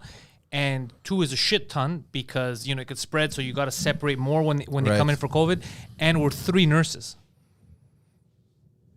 sharing shifts and shit. And I go, how the fuck does that work? Like, why don't you get more nurses? She goes, you find the nurses. Yeah. You find me the fucking nurses. Yeah. And then you have Trudeau we saying double shift. We don't take vacation. And then you have Trudeau saying that our promise during this campaign is to hire more doctors. Dude, how the fuck are you going to do that? You can't promise that. You can't promise that because the reason doctors don't want to work here is obvious. They're overworked, they're underpaid, and they're underappreciated. First of all, how are you going to tell... Be a doctor in Quebec or be a doctor in Canada when you do your studying. Also, we're going to force you to take shit you don't want to take as a doctor. We're going to force shifts on you. We're going to do this. You can go fuck yourself. I'm going to go somewhere else. Yeah. I spoke to a nurse also. Crazy. It's crazy that there's so many whores in Quebec and we can't find whores and we can't find enough nurses. That's nuts. But you only become a nurse at the last stage. How does that make sense? Because that was a joke. Okay. Nurses are whores. We cannot forget because you're talking about COVID. Yeah. Dr. Fauci lied to Congress again. Dun, dun, dun. Bum, bum, bum. What else? Yeah. So. Do you remember when Rand Paul was grilling a month and a half ago Fauci about the gain of function research, NIH, and Fauci tried to change the definition of gain of function, and he goes, that's not what we're doing. We didn't do gain of function. So now evidence come out, articles confirming that they were doing that, and more evidence that it did leak from his lab, from that lab in the Wuhan. And now people are like, wait a second. So if it was documented that he knew and they even called it gain of function, then he just lied to Congress a month ago when he said it wasn't gain of function. That's not what we were doing. But before you lied, when you were doing this initially, that's what you referred to it as, and that's what you were trying to do. You know what's so he lied to Congress, the cocksucker. You know what's always shocking to me? How come this isn't more mainstream news? Bro, by the way, mainstream news, the reason why we exist, I'm telling you, I'm not saying it's controlled like Illuminati style, but the narrative is 100% controlled. You know how I know now? Because I have so many channels, illegally, that I see different countries, Greece, England, this and that. Dude, it is the same thing. It's almost like it's a script written and you're just translating in different languages. Right. The same story, the same narrative. Somehow every city, every major city has a similar story happening at the exact same time, whether it's COVID. Bro, they say the same shit. They hide all that stuff. Even CNN with the Rogan horse dewormer shit. Yeah. Rogan was the best with Segura when he goes, should I sue these guys? He goes, they're blatantly lying. Like, they know that. And here's the thing. 100%. If people do take the horse ivermectin and not the normal one prescribed by a doctor, it's CNN's fault. It's CNN's fault. It's not Rogan's fault. He didn't take dewormer. He never told you to take horse dewormer. No. He took the Nobel Prize winning medication that his doctor prescribed. So anyway, so they were lying because it was sensational. It was a good story. But then they're like, what if, people are ODing on horse dewormer? That's CNN's fault. They were blatantly lying to get a story. Then Joe Rogan should 100%. Yeah, so anyways, so another thing, I Googled yesterday and I was like, oh, fuck, I shouldn't have Googled this because this is going to make me paranoid. Google Poseidon. Google what are the highest fines paid? Oh, yeah, I saw that. You sent it to me. Yeah. Isn't that crazy? Bro, the highest fines ever, the highest penalties ever paid, the highest legal fines ever paid. The companies, Criminal fines, yeah. You know who they all are? Hold on, so what do I type? I'll tell you right now. The highest, just type in that, you're going to find it. The most expensive fines, criminal fines, that companies ever paid in history. You know who the leaders are? First of all, it's all pharmaceutical companies. Not all of them. It's Pfizer, AstraZeneca, all for misleading, lying. The biggest one is the because I read the article. It's the HSBC. No, the biggest one is the nuclear. Yes. Explosion, whatever that happened in Japan. Yeah, Fukushima. How much was it? Like 300 billion or some crazy amount. And the second one is Pfizer in 2009. Then another Pfizer in 2012. Then AstraZeneca. Why does it stop at 7? Well, okay, whatever. The top 7, who gives a shit? There's a whole Wikipedia article about it too. JP Morgan, 36 billion, 83 billion. Bank of America, that's number 1. BP, 20. The oil. Yeah, do you remember that? Billion. Yeah. So anyway, so why I'm bringing this up is that it turns out that a lot of the people that made the vaccines that we're using now have fucked around in the past and made similar altruistic claims, which turned out to be false, and then all they had to do was pay fines for it. And then it's just shoved under the rug. Nobody even talks about them anymore. So this is what's problematic to me because this is what scares people. 5 billion almost. Yeah, this is what scares people into taking this. Either. And the thing is now Pfizer also, another thing I found out too late, was that until 2023, this is still considered, they're still in their, this is still a test. In their trial. We're part of their trial data. Everybody who's taking the Pfizer vaccines are part of their trial data until 2023, 2024. So the very least you could do to people to make them feel safer is say, if we find out again that they did what they've done in the past, which they lied about side effects or, anything like that, there should be more than just fines that they could afford. Because now it might affect millions of people. But don't you think that by now, with all these vaccines administered, they would have enough data? The thing is, I keep seeing people who have zero side effects, not even nothing, and then there's still cases of people with Guillain-Barré. Like, I don't know what the fuck is causing that. I don't know why it's so random that one person in fucking millions gets this weird shit. Yeah. I don't know, man. Honestly, I wish I could tell you. I think. Anyway, what I'm saying is stuff like that just helps vaccine hesitancy. You get it? When you tell me, there's no... okay, I'll give you an example. AstraZeneca, you can't get anymore. If you try to go get vaccinated here in Quebec, they only offer Pfizer and Moderna. Yeah. Now, there's people like my buddy Mike Ward, famous comedian, good dude, diabetic, was one of the first people to get vaccinated because he was at risk. Because when you tell badass jokes, you're at risk of all kinds of stuff. So they gave him AstraZeneca, the first one. Okay. And then the second one, I think, was Pfizer or Moderna. The point is... So he needs a third one out to go to the States? Well, that's what I'm wondering. But also, they gave him one that turned out to be super dangerous, mostly in women. It was killing a lot of ladies. But there's no repercussion. There's no, oh, we're sorry. There's no, fuck, now we got to give you a third vaccine so you could... None of that. There's no apology. So because there's no repercussion, because this is the conversation I had all weekend about people about vaccines, the biggest fear thing that I heard was, dude, if something happens to me, they're not responsible. There's no repercussion. Nobody's so responsible. So how are you forcing me? And I had no argument to the contrary because there's nothing I could say because I'm like, well, that's true as far as I know. There is no repercussion. And then when Mike told me that he got the AstraZeneca first, which was super dangerous, and then they gave him another one, and they haven't called him to be like, yeah, you got to take a third shot or whatever. They just don't care. So it's like, fuck. It's done in a way that it opens up to hesitancy, fear, and all that. You know what I mean? It's not done out in the open. Again, it goes back to what we were saying before about how much of this has been improvised. We rushed into offering some sort of solution to the people because as a responsible quote unquote government, that's what we had to do. But we didn't do any background check. We didn't, check all the boxes properly to the point where now we're found in a situation where we have to correct these wrongs that were done, and we don't know how or what result we're gonna have down the line, like in a month. See, I'm really, really preoccupied by the fact that they're forcing these health officials in Quebec to get vaccinated. And maybe they should. That's a whole other argument. We're not there. Yeah. What I'm talking about is, are you not thinking about the state of your hospitals, the state that they're in right now, and the potential danger that you're putting us further into by going to a hospital that is understaffed? It's almost crazy. that they We're want walking a into crisis so bad that they're willing to manufacture one. It's almost like that. Huh? Hold on, Pfizer, because I'm looking at the record. I'm freaking out right now. I'm looking at the violation tracker. Okay? They have 71 records of violations. You know what most of them are? What? False Claims Act and related. Yeah, I know. That's what it always is. 2019, false claim.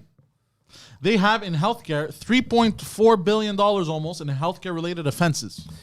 Look, I know, bro. I know. I have a very good friend of mine that worked here in... Also, kickbacks. I found a lot of them that they were giving doctors, so much money to promote shit. Pfizer for years. That's competition related offenses. That's $63 million. Yeah, they do all kinds of nefarious, sketchy shit. No, but I have a friend who worked in the pharmaceutical industry, specifically in the trial. What do you call it? 19 false claim. 19 false claims. 19 since 2000. Called that's almost one a year. Whatever the trials that they need to the clinical trials. And he told me at the beginning, I called him and he's like, "Listen, George, I worked in this industry for years. It is impossible for a vaccine to be approved and distributed within a year. It's impossible, yeah. Maybe if the government's, this is like months, right, before the vaccine. It was maybe if the governments get involved and push, we can have it around 10 to 11 months. That's exactly what happened. Yeah. But not because it... What's the matter? Sorry to cut you off, bro. Bro, Bank of America has $81 billion worth of financial offenses. Yeah, guys, that's what I'm telling you. This is the Bank of America. They're playing and games. but it means nothing to them. What's $80 billion? They're playing game. People have to understand, man, how fucked up this whole game is. It's so corrupt, and they get away with shit that you could never even fathom to get away with.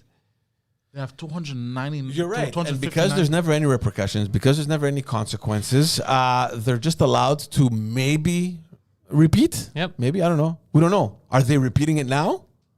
And again, we don't want to sound suspicious here. We don't want to put doubts in everyone's minds here.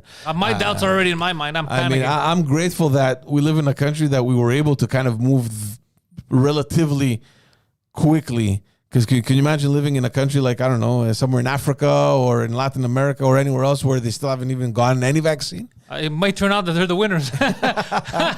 We might all start dropping dead, bro. They might be the big winners of this. I don't know. I have no idea what's best. All I know is that the bullshit they told us isn't true. Because here we're, at 80% now of vaccinations, and shit's still not open at full capacity or anything. Yeah. So it changed nothing. You know what, guys? Look, and I've said this. I don't have a problem with a vaccine passport if that's what it takes for you not to close down your economy and to make these businesses But that's suffer. not what's happening. That's fine. The mandatory vaccine bothers me profoundly. How do you impose that on anyone?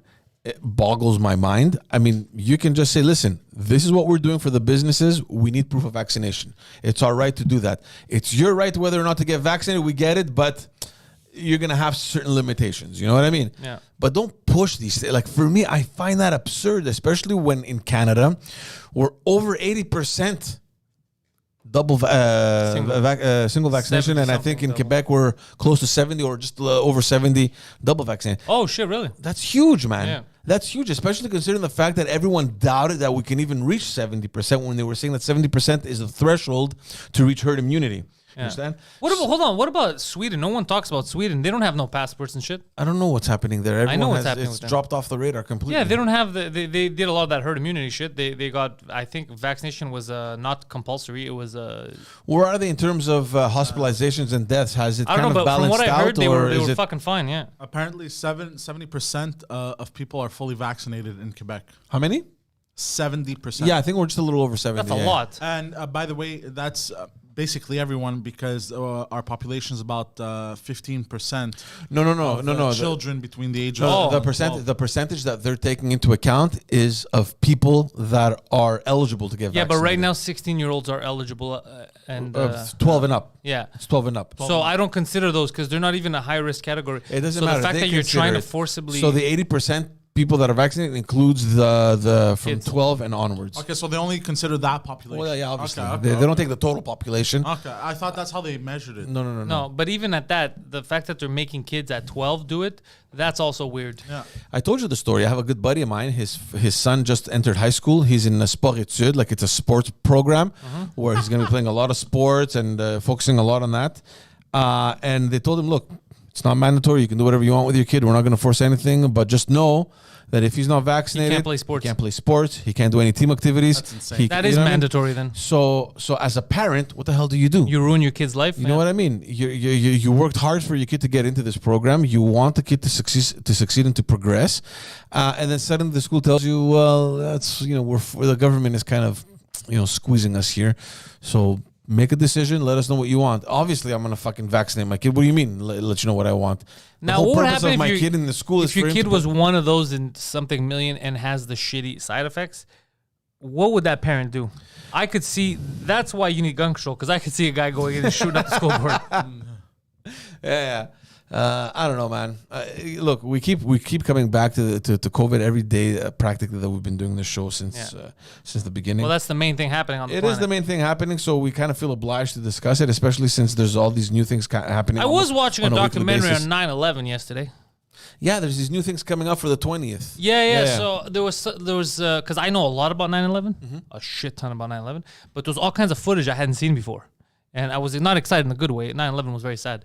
But there was also information that I did not know that I got to find out last night.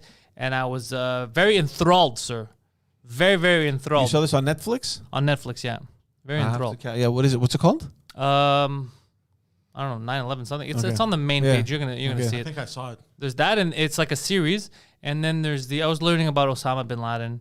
What a good egg that guy was until he started trying to kill every American. So I was watching What a that. good what? Sorry.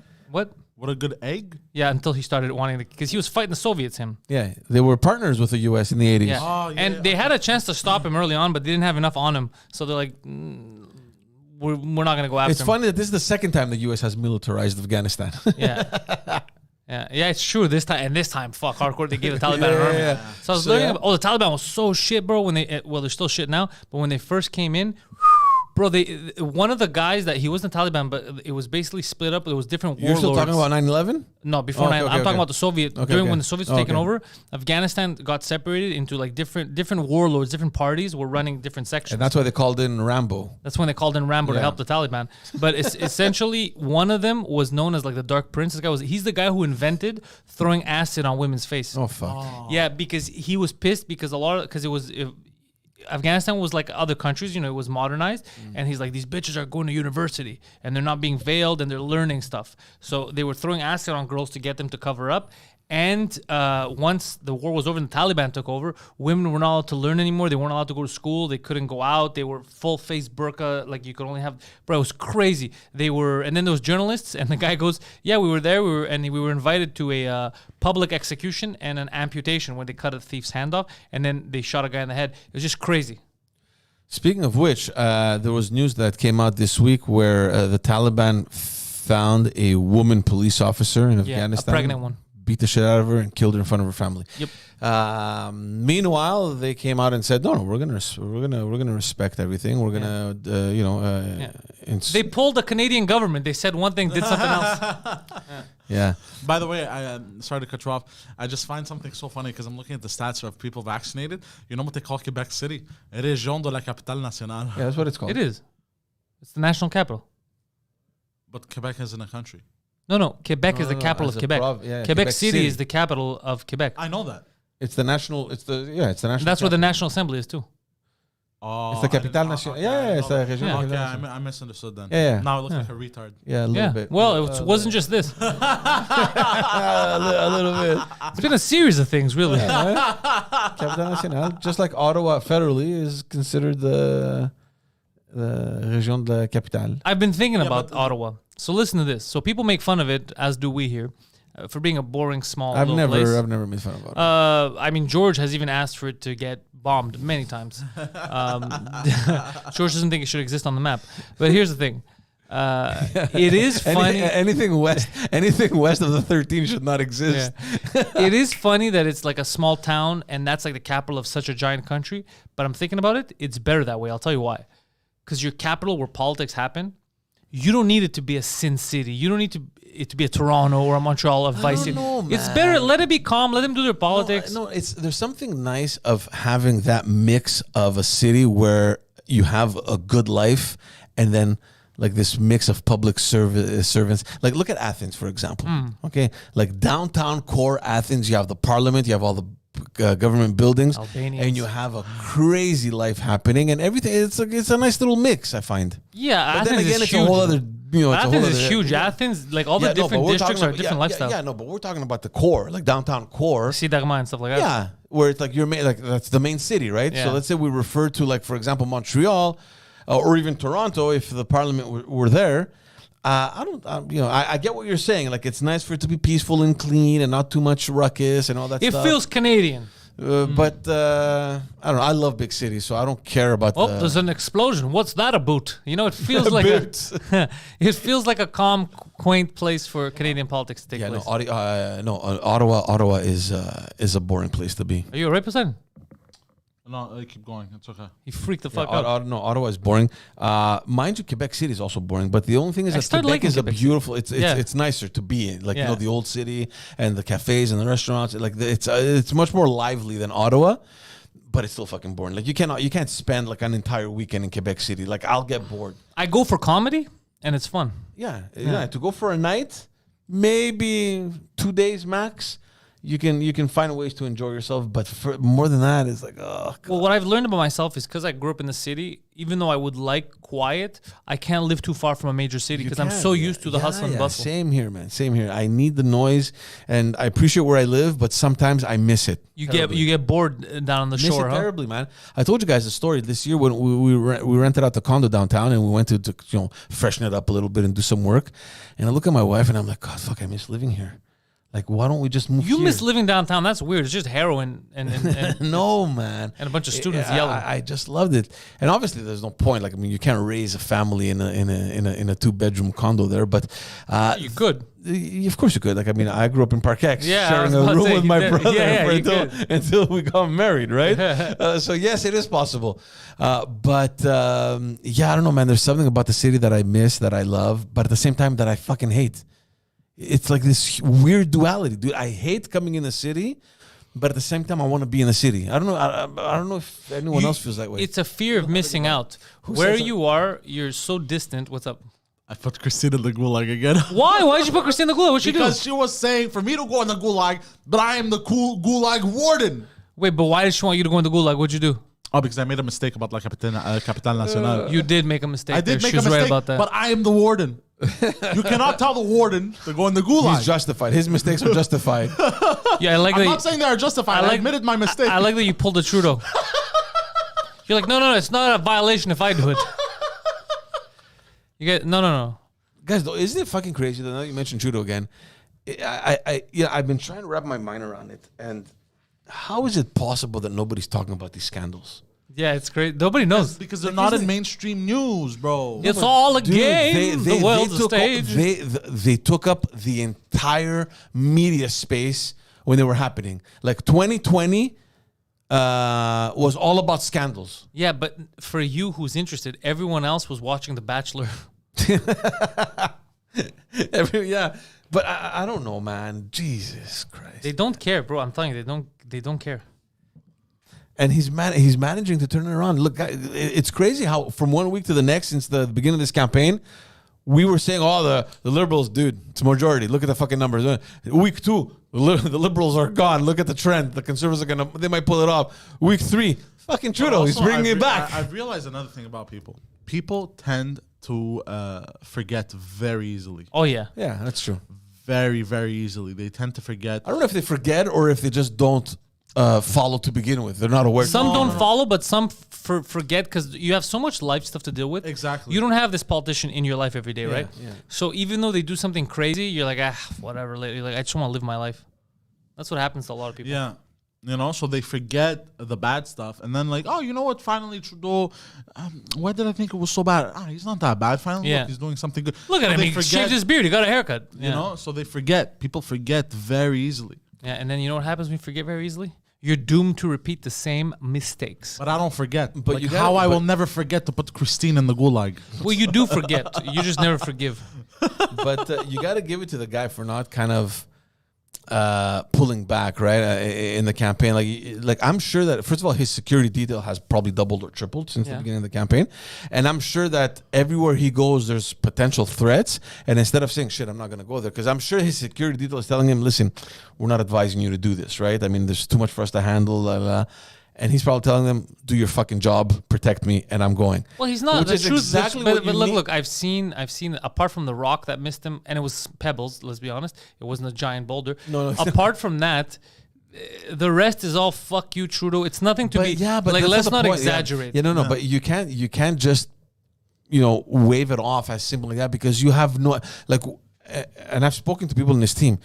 The job the security detail does is fucking insane. Yeah, especially like with thousands not, of people. Yeah, it's not. Bro, it's just a couple kids yelling. No, I'm fuck just you and saying- hate you. Like these guys have to think. What if? Yeah. What if they start put shooting everyone. Yeah. What if there's some moron with a bomb in his backpack, or there's a fucking rifle that comes up? Like, what do we do? Like, what's plan B, Push, C, D, you E? do know Operation what I mean? Human Shield.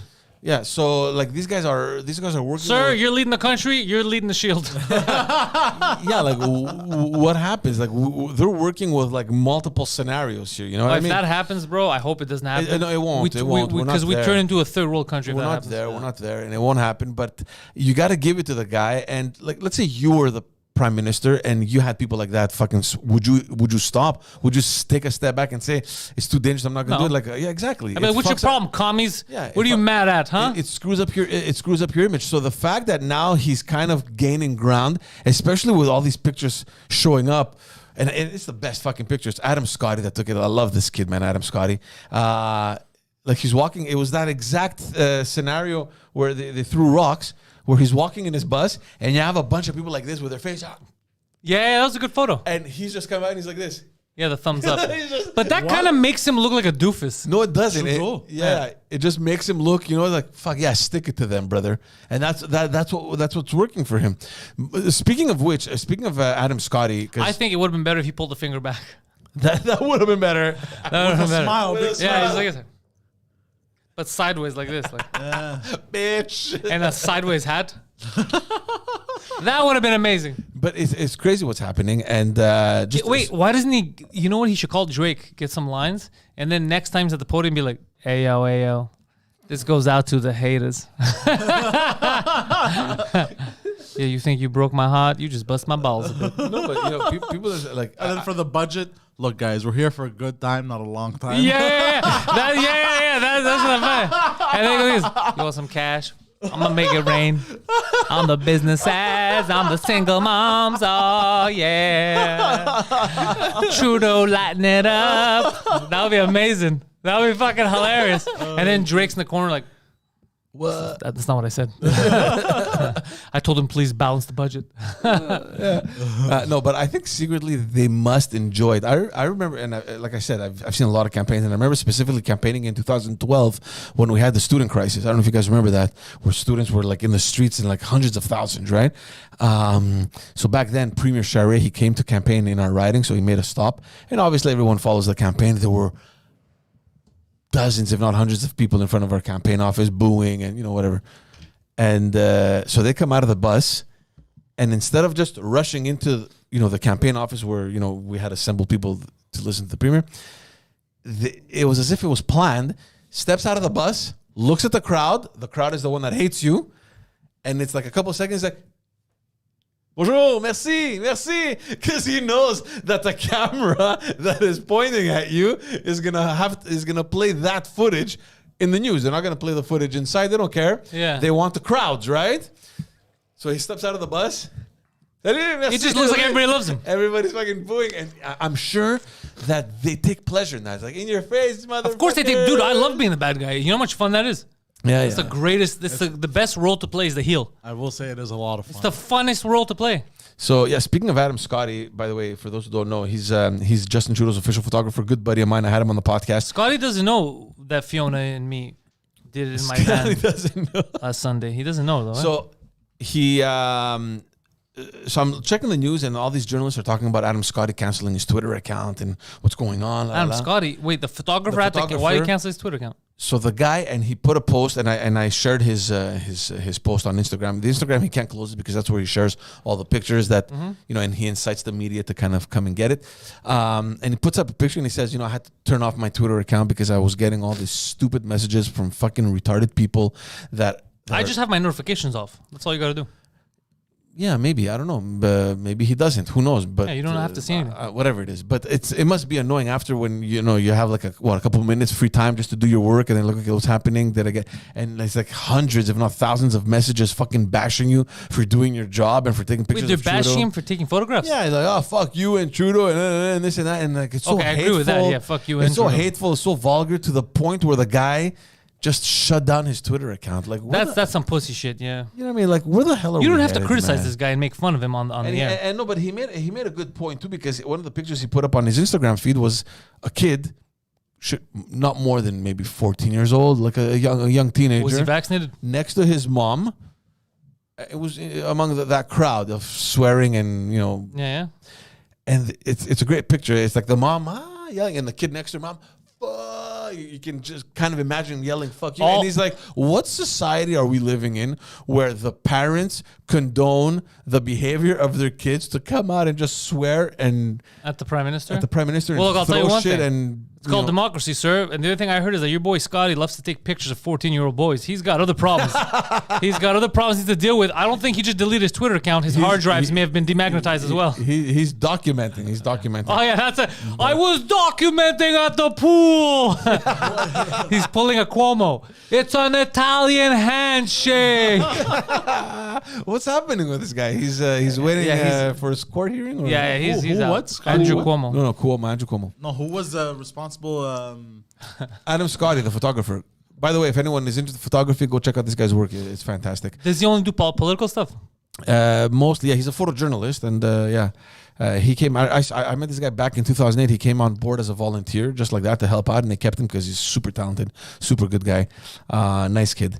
Good for him. Speaking of content, we said it before you got here, man. 10K on the YouTubes. Oh, yes. We're at the 10K of the YouTubes. That must mean something for you. 10,000 strong. It means we have an army, sir. We will be the government soon. Yes. Yeah, congrats to us and congrats to all the people who are enjoying all of the nonsense we're putting out. We got morning shows. We got night shows. We got podcasts. We got the live streams. We got the chats. We got all kinds. We got Terry and Ted now. We got all kinds of stuff. What's been the reaction to that? We spoke about that a little bit also before you Terry guys. and Ted? Yeah. People are mad about their stance on Indonesian politics. Very controversial. I just think, and I'll repeat what we opened with at the beginning of the show. I just find it extraordinary, the work that you guys have been doing, and the fact that these two guys now are part of this, environment. Revolution. It's great. It's great. They're good dudes. I'm super excited for you guys, and it's good for them because I think because of the reputation that they have, they may accelerate this trend of radio guys Jump into podcasts, yeah. Because they're not the first, right? They're not the first, but the good thing that I like having them with us is that they're exposing a lot of people. They're exposing a lot of the older generation that doesn't know about podcasting to podcasting and us, and we're exposing Definitely a lot bridging of a gap over here. yeah, because a lot of young people who didn't know who they were, they go, I never listened to these guys on the radio because they're younger. Jesus Christ, man, Yeah. it makes me feel old. But that's what I'm saying. So they never heard about them, and then like, yo, these guys are good on the mic. It's like, yeah, that's what they were paid for. that's what they were paid for so many years. So Yeah. it's amazing to have that. I think that's the potential advertiser. We'll see. No, it's great. It's great. These guys they're fantastic, yeah. I mean, I was still looking back at the time that you told me that they were coming on board. And I'm like, what? Like, what the fuck what just happened here? And it's crazy because, like you said, there's a lot of people that have no clue who they are. But for the people that do know, It's a big thing. Huge, man. Yeah. It's huge. It's huge. And I'm just curious to see how this is going to evolve for the podcast community here, specifically in Montreal. Look, people know this. Jokes aside, I've been pushing for more people to podcast for years. You know this. That was my big campaign. Yeah. I've been telling comedians at shows, start a fucking podcast for over 10 years now. Start a podcast. You get to connect with people online. They get to see, because no one is at the comedy club 24/7. Right. If that night that you're performing, someone's not there that could have been a big fan of yours and won't know you, but you're always on the internet and you can always connect with people. You can tell your jokes anyways. And most of the people I said it to did not start a podcast. Now a lot of people are asking questions, but now it's also later. Now you have to start from zero, basically. Which is still okay. It's still okay. Because the potential is still there, and it's not like it's ending anytime No, it's soon. not ending. This is the future. Right. So it's just that. But I hope. What I'm hoping for is that more people that have the talent would want to start podcasts if they have something to say, and then it's just going to add more variety to the mix. It's going to, a lot of potential for revenue for people starting a new business venture by doing podcasts and all that. So I think it's a great idea, and we're behind. The truth is, Quebec and Montreal in general, But we're always behind with these things, man. I mean, like it started being big, 2015, 16, around there. That's when we all woke up to this whole reality of podcasting. Yeah, well, I've been doing it since 2010. Maybe even later, even like 17, 18, around there. Here 17, 18, but I've been doing it since 2010. I remember. I remember. In the States, it was way earlier that Yeah, they kinda dude. woke up to Rogan's it. been podcasting since 2005, 6? 2008, I think. 2008, 9. So, Really? Not before? Okay. Yeah. No. We're still close to 10 years behind. Like, Yeah. it's ridiculous. Yeah. Why is that, man? Do you even like? Well, Quebec in general is always 10 years behind. Yeah, okay. Let's forget Quebec though. Were there any Canada, other podcasts too. across Canada? No, not really. Yeah. Well, it's just the way it is. It's everybody. For some reason, we went through a period here where everybody thinks, "Oh, they can do that, but I can't." Like doubting themselves. Yeah. I had the opposite. I was like, "Fuck that! If they can do it, I can do it." I have the opposite approach on. No, but it's exciting. And look, like we said before, they're not the first, news guys or radio guys that are making the move. Like last year. But they're one of the biggest here in English. Absolutely. in Montreal. Look, last year Peter Mansbridge made And the it's a jump. shitty podcast. I love his podcast. What are you talking about, Bro, dude? It's you good. love his podcast. You're a boring guy, bro. Well, You like because boring that's guy his style, things. bro. You gotta. I mean, look, he kept the new style into a podcast thing. That's all it is. It's not I want to see the real Peter Mansbridge. I want to see Peter Mansbridge who's going to be like, that was dumb. That was stupid. Not, well, today, like, dude, we don't like that shit. And you don't need to repeat the time all the time. We don't need that old school fake fuckery. Tell us who you really are, sir. I love Peter Mansbridge. The fact that he's on the platforms is exciting for me. And you're Peter right. Mansbridge is a war criminal, And you're right. He's still. but he's likable. I love him, bro. Yeah.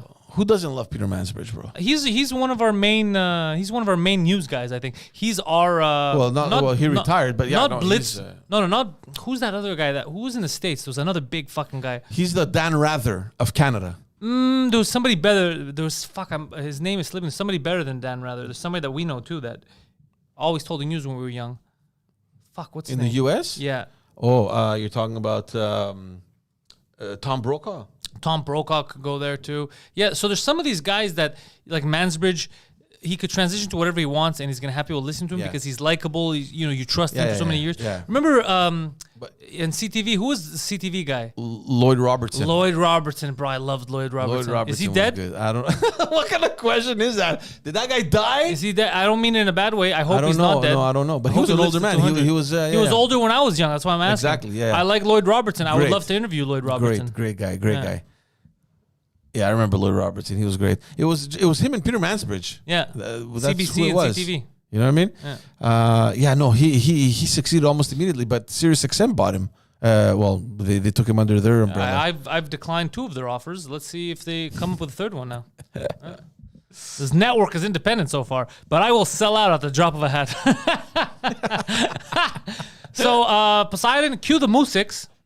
I hope you guys enjoy this episode. Look, Phil was only here for a minute today, but Literally. you should check him out because he showed up just for the credits. And the ending. Yeah, in the ending. So, get on this. Phil Balabanos, links are in the description. Hire him. He's currently working next door doing a photo shoot. He's right there. He's currently working next door doing a photo shoot. Oh, thank you. He's doing a photo shoot next door, so hire him to do your photo shoots or to make your commercials. Our boy George, who told the news, who was professional enough to carry the show on his back, because when I came in, I derailed everything and it made it unprofessional. Chandrizos, check out the links in the description. He's got 2 podcasts. One of them very informative, the Backstage podcast, where he's been interviewing all these politicians that are trying to get your vote. And the other one, Just Us Dads, a hit new series for dads, by dads, but mostly listened to by moms. Just Us Dads, a lot of fun topic. Currently, they're doing a weight loss challenge, him and 2 other dads, and all 3 of these fat fucks need to lose weight. So check him out, support him. And our producer today, the Poseidon69 on Twitter and Instagram. He's also on Twitch. He plays video games live against children who are always better than him. They have better technique than him. They are smarter than him. They crush him. The Poseidon69 on Twitch. That's twitch.tv/theposeidon69. Subscribe, tell your friends about the network. Don't forget, Terry and Ted have the new podcast, Standing By. It is a great old time. So Standing By is on here. You got the Pantelis podcast, French Cast, The Morning Show. We got more shows coming. Thank you guys, and go fuck yourselves.